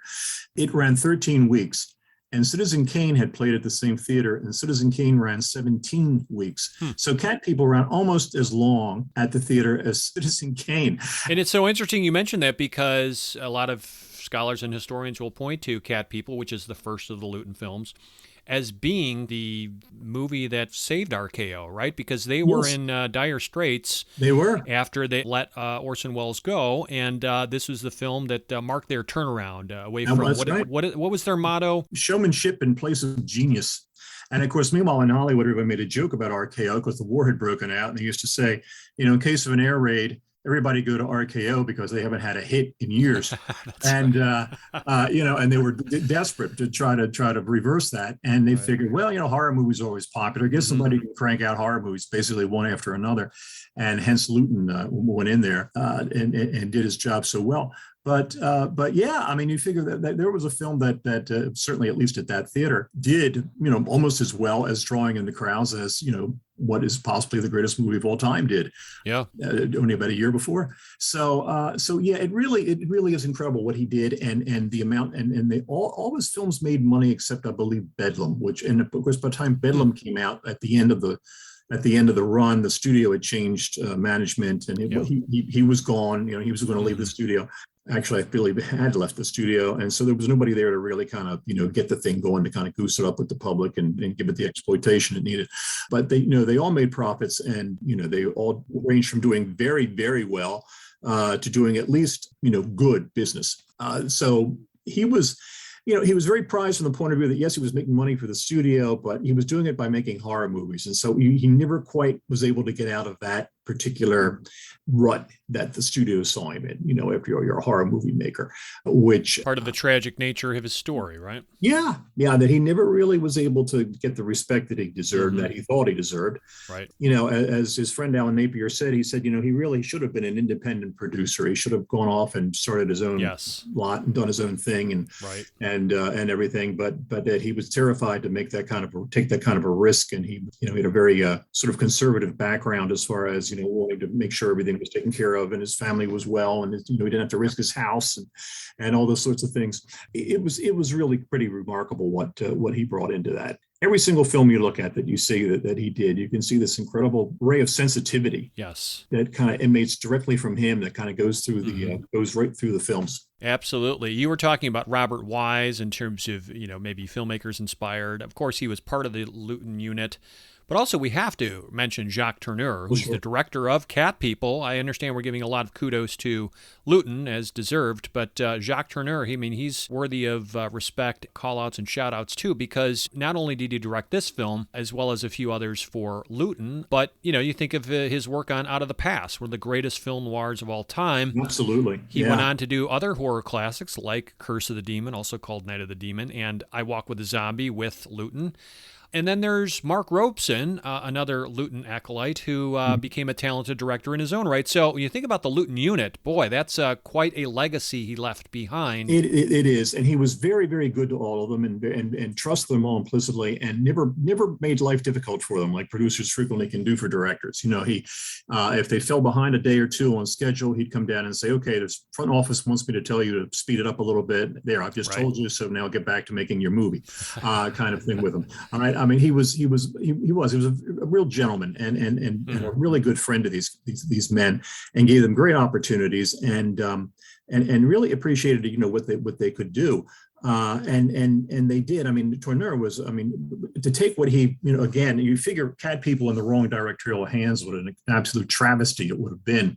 Even with Luton having masterminded it, the wrong director could have just completely run that thing into the ground. Mm-hmm. But he was, he had a great eye for everything. He had a fastidious sense of direction, and he was a very strong director. I remember Jane Randolph saying that, Simone was a very difficult girl. I said, "Oh, I didn't know that." "Oh, yeah, she's a very difficult girl." And he said, one day, she said, on the set, Jacques Tourneur had to bawl her out in French. I said, "Oh, really?" She said, yeah. So, he wouldn't let her play any games or get temperamental or anything. He said, "We don't have time for this," So apparently he let her have it and gave her, this barrage in French, and she could appreciate that. And she got right back to work. Wow, but, whatever works. Yep. Whatever works, right? But he was, so he had it all. He had the command of the cast. He had the respect. He had the trust of Luton, and he had a great insight. They also had Nicholas Musaraka as cinematographer, which is no small point. What an incredible talent, and again, what those men could do was just what Musaraka could do with a camera. With the shadows. I mean, that's the great thing about watching Cat People. You watch those shadows and you think, wait a minute, I think something's in that shadow. Wait a minute, I think I see the leopard. Wait a minute, something's over there. Wait a minute, maybe it's one of those spooky women that are in this film. I don't know what it is. What's going on over there? You're always watching both what's there and what isn't there, because the shadows are so effective that you have to wonder what's lurking in the shadow. And all this, you think none of this is accidental. Of course, when you watch a film, you think everything that's on that screen, somebody put there purposefully to get that effect out of you. Yes. One of the great things about watching movies is you think that all this is calculated for this effect. Isn't that great? Oh, no question. Later on, I'm going to sing more praises about Musaraka and others. But real quickly here, I mean, Luton was famous for leaving shadows of doubt in the viewer's mind. We discussed this just a bit ago. What does this do? It allows viewers to interpret his horror movies literally or psychologically. But here in Cat People, I want to ask you, because the evidence seems fairly clear that Irina can transform into a real cat person. So, if the supposed cat transformation is simply imagined or misconstrued by the characters, where does the panther menacing Oliver and Alice come from? Why are we shown massacred sheep, a tattered robe, fur-covered corpse? What's going on here? How do you interpret this? Well, that's a great question, and it's funny because part of the answer is that part of it came from the front office. All right, at RKO. I mean, there was some extra work done because they said, look, we're not going to put this out as a psychological movie because people are going to demand their money back. They're going to say, where's the panther? Where's the cat? Where's what's going on here? We want to see some action.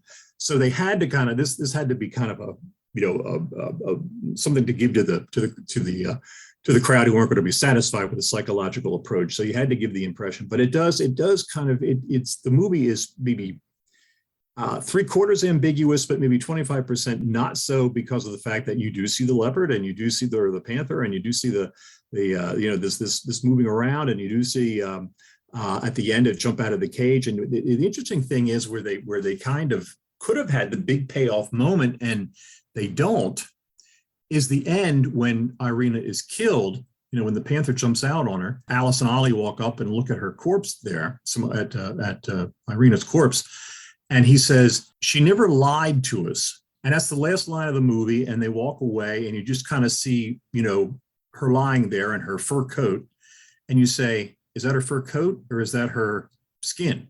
All right. I mean, did she turn into a leopard at the very end when the leopard attacked her? Kind of toys with you. And I think that some people, again, the way people are when they go to the movies, some people will read it and say, oh, of course, she absolutely, she was a panther or she was a leopard. All right. It says so at the end when he says she never lied to us. But obviously, when she said to him, I can turn into a panther. They saw the proof by the cage when they walked up and looked. And then the person says, well, if that was the case, how come the camera didn't go in and show you and go, blah, with the music, and there she is. And there's this, horrible panther, hybrid of panther and woman down there on the ground. That's not there. So it's this cat and mouse game, really, that they play throughout the movie. But much more so than in later Lewton horror films, yes, where, yes. It can all just be in the characters' minds or just, psychologically suggested. Here, it seems like a physical manifestation of the monster. It really does. And I think that was something that he had to do in this film, that the front office made him do. Yeah. Mm-hmm. And that I know when the film was finished that the story was that, the front office came down to watch the rough cut of the film. And one of the executives, when it was over, just got up and walked out of the room. All right. He didn't say anything. He just got up and walked out. Not a good sign. The other one stood there and said, what the hell have you done? You just made a horror movie. It's not a horror movie. It's not scary. It's not frightening. I wanted to see a leopard woman. I didn't see anything of the kind. What the hell what are you doing here, Val? And we've got to go back and do something here so the audience doesn't feel like they've been gypped. And so once he got away with this semi-ambiguity in Cat People, they allowed him more of it in some of his later films. Okay. Yeah, I would imagine that the box office kind of was on his side, because if this was not a hit, then they put more constraints on him, I would imagine. That's right. They would say, we need a real literal monster in the next one, or it's no deal. We're not picking up your option, and you can go back to Selznick and read books for him. But but as it was, I think he had to play the game a little bit in Cat People and really kind of provide that compromise with the panther or the leopard showing up. I definitely want to ask you about themes. Are there any messages or themes or morals within Cat People that listeners should think about here? So there are several sexual subtexts, I think we can agree, right? Yes. Repressed desire, intimacy phobia, lesbianism, you mentioned, arousal by an exotic female, sexual harassment, in this case perpetrated by Dr. Judd. So you have that kind of as an undercurrent. There's a lot of sexual tension going on here. Absolutely. So it's a very Freudian film, certainly, with all those elements in there going on. And again, I think so much of it comes back to that idea about the fact of, how do you perceive yourself? What is this, where is the real monster here? Is the real monster in your mind? Is the real monster outside your mind? Is it in the real monster lurking in an alley? Is a real monster lurking, somewhere in your brain or your heart, your soul? I think that's the real message that comes across here, is that, this girl could have been so much happier, well-adjusted, and certainly, a much more buoyant character than the poor woman we see in the film. All right, if she has had a better self-perception, that if somebody hadn't poisoned the way she saw herself early in the film, be it perhaps some character in Serbia who had instilled this belief in her that this is what would happen if she, gave into her lust or something, or whatever it had been, whatever it was, whatever she was trying to resist, whatever she was trying to embrace, whatever it was. All right, that all of it is all the stuff that's boiling around inside of you, all the stuff that can explode like a volcano. That's the real monster. All right, and that's the monster you have to address first before you address any of these other creatures that are out there in the street. In a way, at the end of Cat People, that's what she's doing. She's kind of facing herself, I think, is what you're supposed to take from that scene when she goes to the zoo at night and looks in the cage and looks at the panther, and the panther looks at her, and it's like she's almost looking in a mirror kind of situation there, and then she lets it out and lets it jump on her and destroy her. It's like, it's almost a suicide metaphor that she's done here, obviously. Yeah, but it almost seems like Pandora-esque, like she's unleashing, chaos upon the world, because it's obviously she has to think that the panther is going to cause harm and death to other people. So why would she do it? Yes, a good point. I mean, it's on the loose. Mm-hmm. So, it could get Alice and Ollie while they're leaving the zoo, which is an interesting thing to think about. But yeah, I think that's the major thing. Yeah. I think the thing about self-perception is the big message that it throws out there. And also, again, as you said, all the different aspects of how people can complicate their own lives by their own sexual desires, feelings, hang-ups. Sure. And that sort of thing. I think that's the other big theme of it, is that, some kind of comfort within your sexual self is very, very, very critical to a happy life, and certainly in her case, a long one. That's where we are, I think, with Lewton was trying to put across in Cat People. You wonder sometimes how much of this he might have thought, and how much of this was brought to it by other people in the film and how much of it was just happened. Because I remember very well DeWitt Bodine, who wrote the script, saying that that Val Lewton received a letter one day saying, from somebody saying, I want to congratulate you for having the nerve and the courage to bring lesbiana to an American movie screen. And then it went on in the letter to say that scene in the restaurant between Irina and the Serbian woman obviously is absolutely supposed to be, obviously this woman is coming on to Irina, and Irina is obviously very, very, very shaken by this, but at the same time attracted to it, and it affects the whole rest of her characterization in the film. So bravo to you for having the guts, for having to put in this lesbian scene. And Lewton, instead of going down to Bodine's office and saying, look at this letter I got today, isn't this great? He called Bodine to his office and said, all right, DeWitt, did you really have this in mind when you wrote this scene? And Bodine said, well, he said he got out of it by saying, he said, oh, Val, whenever you write a scene between two women in a movie, audiences write in and say, oh, I see a lesbian connotation. Okay. And so he said, don't take it too seriously. But DeWitt said, yeah, that was what was on my mind when I wrote it. But apparently Lewton didn't see it that way. I've heard that story and too. Did Elizabeth Russell. Mm-hmm. Elizabeth Russell, who played it, didn't see it that way. When I asked her about it, she said, no, what? I guess you could look at it either of two ways. I think where there's smoke, there's fire, but that's a 2022 lens. Back in 1942, maybe the filmmakers truly did not intend that. But it doesn't really matter. All that matters is what the viewer interprets. And I think the consensus today, I have no scientific data to back this up because I've not polled anybody. I would think most people would look at that as, I think they're going for a lesbian subtext. Oh, I think it screams it. Yeah, I think it seems extraordinarily obvious to me whenever I watch it that that's what's supposed to be going on. But of course, we're talking about 1942 when it was made. Apparently, Lewton just was kind of, and it's interesting with Lewton. I don't think maybe so much that he was upset by this from any kind of moral point of view, as he was probably from the point of view that he felt that if the word spreads about this and my bosses at RKO find out about this, they're going to fire me. Yeah, because he was a very hypersensitive man about that sort of thing. I mean, he was an artist, but he was also very, very worried about his job and his status quo and that sort of thing, as everybody was in Hollywood in those days. And if he was Hitchcock, he wouldn't bat an eye. But if he's Val Lewton and he's worried, like you said, about job security. Yeah, exactly. So he didn't want the chief of RKO to call him in and say, "I got this letter, a copy of this letter, and goodbye, Val." Okay, that would have been a real nightmare for Lewton. Yeah, good point. Just a few other small points here in terms of themes that are possible in Cat People. Obviously, there are deep psychological themes at work, like corrosive jealousy, inherent evil within good people, maybe isolation and estrangement, and those are some of the obvious low-hanging fruit. Another theme is perhaps the pressure on women to conform to patriarchal and marital expectations. So I want to read you another quote. This time it's from Slant magazine critic Chuck Bowen, who said this. He said, Irina might be the literal monster in Cat People, but she's also an immigrant woman who's manipulated and batted around by men of authority who are mostly concerned that she gentrify in accordance with American urban culture. Because Irina is afraid to have sex, given what she thinks may be, the film is a coded tale of a frigid woman in need of conditioning. Irina faces a hypocrisy familiar to all women. She's relentlessly pressured by puritanical society to be chaste, yet resented when she doesn't sexually gratify men. Tom marries Irina, but strays toward his coworker and friend Alice, who represents an ideal of the franker, more accommodatingly sexual and easygoing modern woman. Just a few others. I mean, xenophobia rises to the surface, fear of foreigners in terms of the whole Serbian kind of angle. Oh, yeah. Inescapable fate, doomed destiny is another, co-theme. Superstition and spirituality versus science and reason. We've seen these tropes many times before. And also the classic love triangle. This time it ends in tragic circumstances. So the film is rich with various themes that make it a more enjoyable and enriching experience.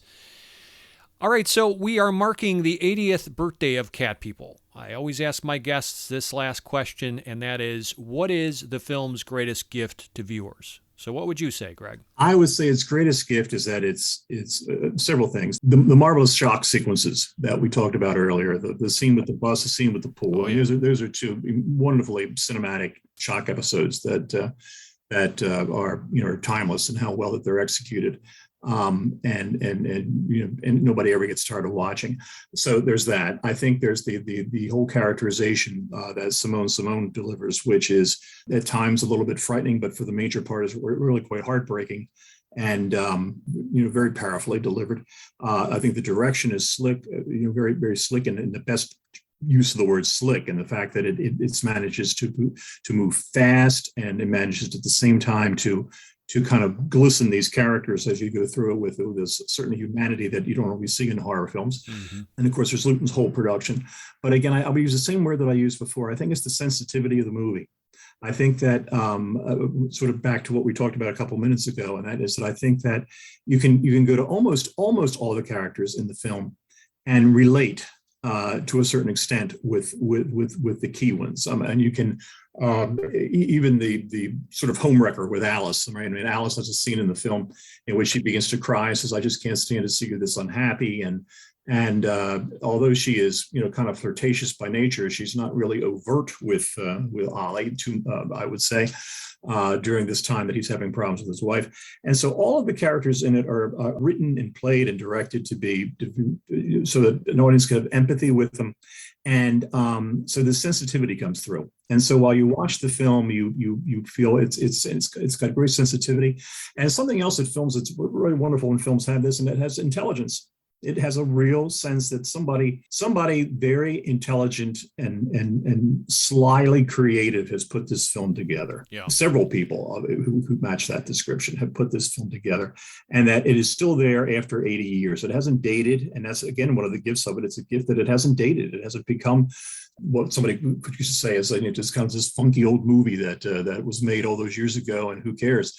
It's got a certain timeless charm and sadness and appeal to it, and all those things I think keep it, really keep it as a gift for a viewer, particularly one somebody who's never seen it before and sees it for the first time. I think it's really knocks them out. It's that there's all these different things in there, all these modern things in there, so exquisitely packaged.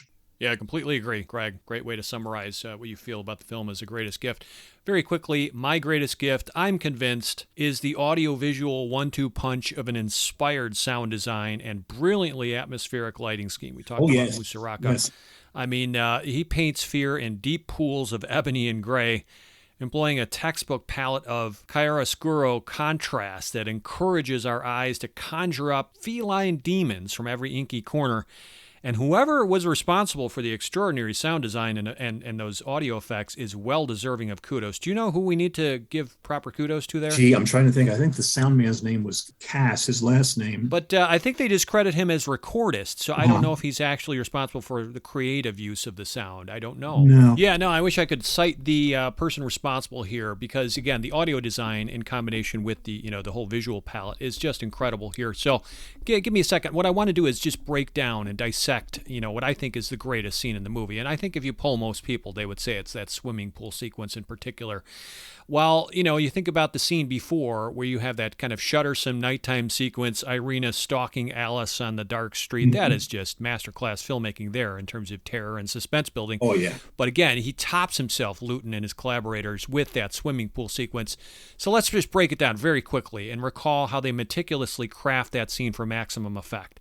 We see Alice prepare to enter the indoor pool. We hear echoey drips and splashes and noises endemic to that watery environment. Yes. But she stops to notice this black cat. Its back is arched. It's alarmed by something in the direction of the adjacent shadowy staircase.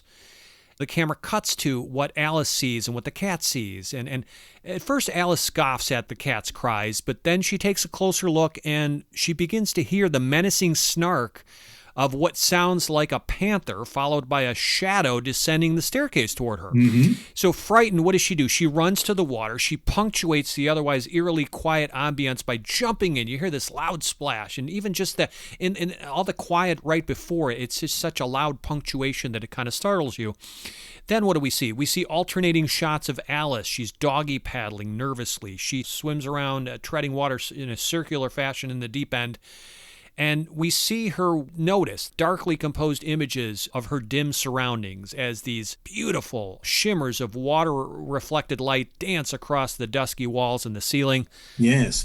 There's this low drone of feral growling that persists as Alice continues to spin around in terror, and the camera is juxtaposing these medium shots of her treading water with what? With eerie images of the pool room's empty, dark corners that increasingly suggest, a panther's shadow nearby. We even see a little bit of animation as far as a pseudo shadow going on the wall there.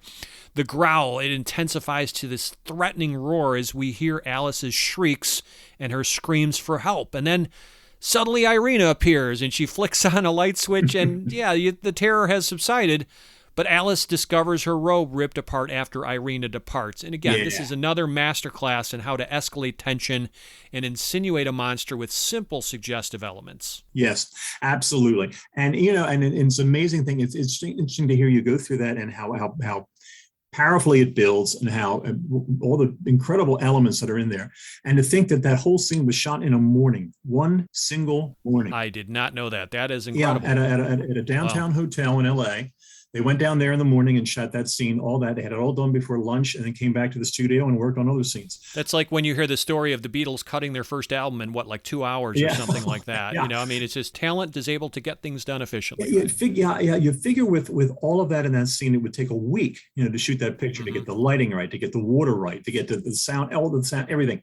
And no, they were able to film that thing in one morning of several hours. Amazing. The beauty of it is it's just so simple. When you really break it down, as we did, it's very simple. All right, last question, Greg. Yeah, so what do you have in the works that you'd like listeners to know about? For example, is there another Blu-ray commentary on the horizon? Is there a book? Are there essays coming for Criterion? Are there appearances? What do you got going? Well, several books actually have come out recently. There's a book. As far as cat people goes, actually, this was a book came out a few years ago, and there is a book called The Very Witching Time of Night. And The Very Witching Time of Night has actually a chapter on cat people and the curse of the cat people. And it actually goes through both films day by day as far as how the shooting took place. And what they filmed, what they did, what happened, where they were, how much money everything cost, how it all came together for both of those films. And so, as well as covering a bunch of other movies as well in that book, 13 chapters. There's another book called Angels and Ministers of Grace, which just came out this past year. Angels and Ministers of Grace is also a book that has 13 different horror-related chapters in it. In fact, one of them deals partially, at least, with a film we mentioned a little while ago, Jungle Woman, which, again, is a terrible movie, but is a very fascinating production history and how they tried to put it together and they did to try to make it work. No matter how hard we try, we cannot escape Jungle Woman. It keeps coming back. Jungle Woman will always be with us. Yeah, always lurking in the background.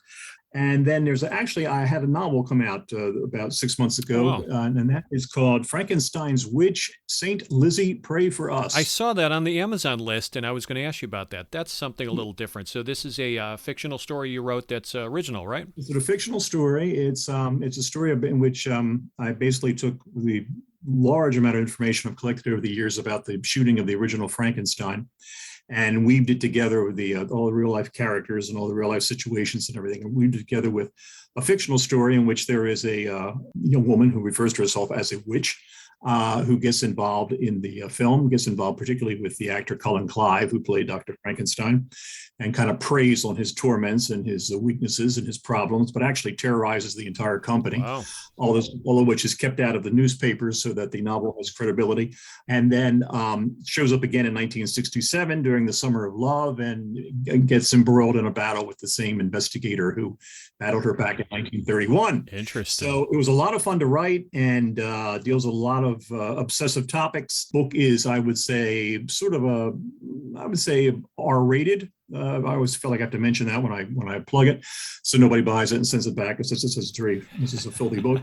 Well, you don't have to worry about the censors of the 1940s. You can go crazy with that fan fiction today. Just kind of went crazy with that one. So, but it's a very intense story, and but it has an enormous amount of film history in it, which is actual film history. I mean, it's all the dates, all the events, all yeah, it's grounded in fact. Yeah, all grounded in fact, except for the witch character and some of the other fictional characters who are in there. Sure. And so it was a great experiment to write. I really had a wonderful time writing it, and it was a whole lot of fun. What a smorgasbord of great new things to look forward to from you, and we will definitely check those out. They're all on Amazon, so you can just check under Gregory William Mank, and they're all listed on the Amazon page. Fantastic. Greg, I want to thank you again for taking a deep dive with us into Cat People. It was so much fun talking with you about this film. I knew you would be the perfect guest. Obviously, you're well steeped in Luton and Cat People. I'm just so thrilled that we had a chance to talk. So thank you again. Well, you're very welcome. I enjoyed it immensely, and I hope I can visit with you again. Happy Halloween season, Greg. Happy Halloween to you. Thank you, Eric. Great time talking with Greg about one of my classic horror faves, and so glad I finally had an opportunity to speak with him because I've long admired his work. So thanks again to you, Mr. Mank. Like what you hear on Cineversary? We'd love to get your feedback. Whether you want to nominate a movie for a future anniversary episode, provide comments, or just have a question, get a hold of us at cineversegroup@gmail.com. That's CINEVERSE group@gmail.com. Also, you can really help our show grow by spreading the good word about the Cineversary podcast to your friends and loved ones. Even better, please leave a positive online review and rating, which significantly helps us get discovered by new listeners. So if you use Apple Podcasts, Spotify, Stitcher, or CastBox, simply search for the Cineversary page, look for a link that says something like ratings or reviews, click that, and leave that rating or review. While you're at it, take a moment to like us on Facebook, too. And if you'd like to go an extra step and help keep our show ad-free, consider making a donation to the Cineversary podcast by visiting tinyurl.com/donate Cineversary. We really appreciate your support. Lastly, we encourage you to visit cineversegroup.com. That's the portal for my private film discussion group I launched back in 2005, where you can hear recordings of our group discussions and read in-depth analyses about the different movies we study. You've come this far. Undoubtedly, you're curious about what's on the agenda for next month. Well, in November, it's another must-listen month. That's because Cat People isn't the only film benefiting from an 80th birthday in 2022. In November, we will send 80th anniversary wishes to one of the crown jewels of classic Hollywood, Casablanca, directed by Michael Curtiz, which first opened on November 26, 1942.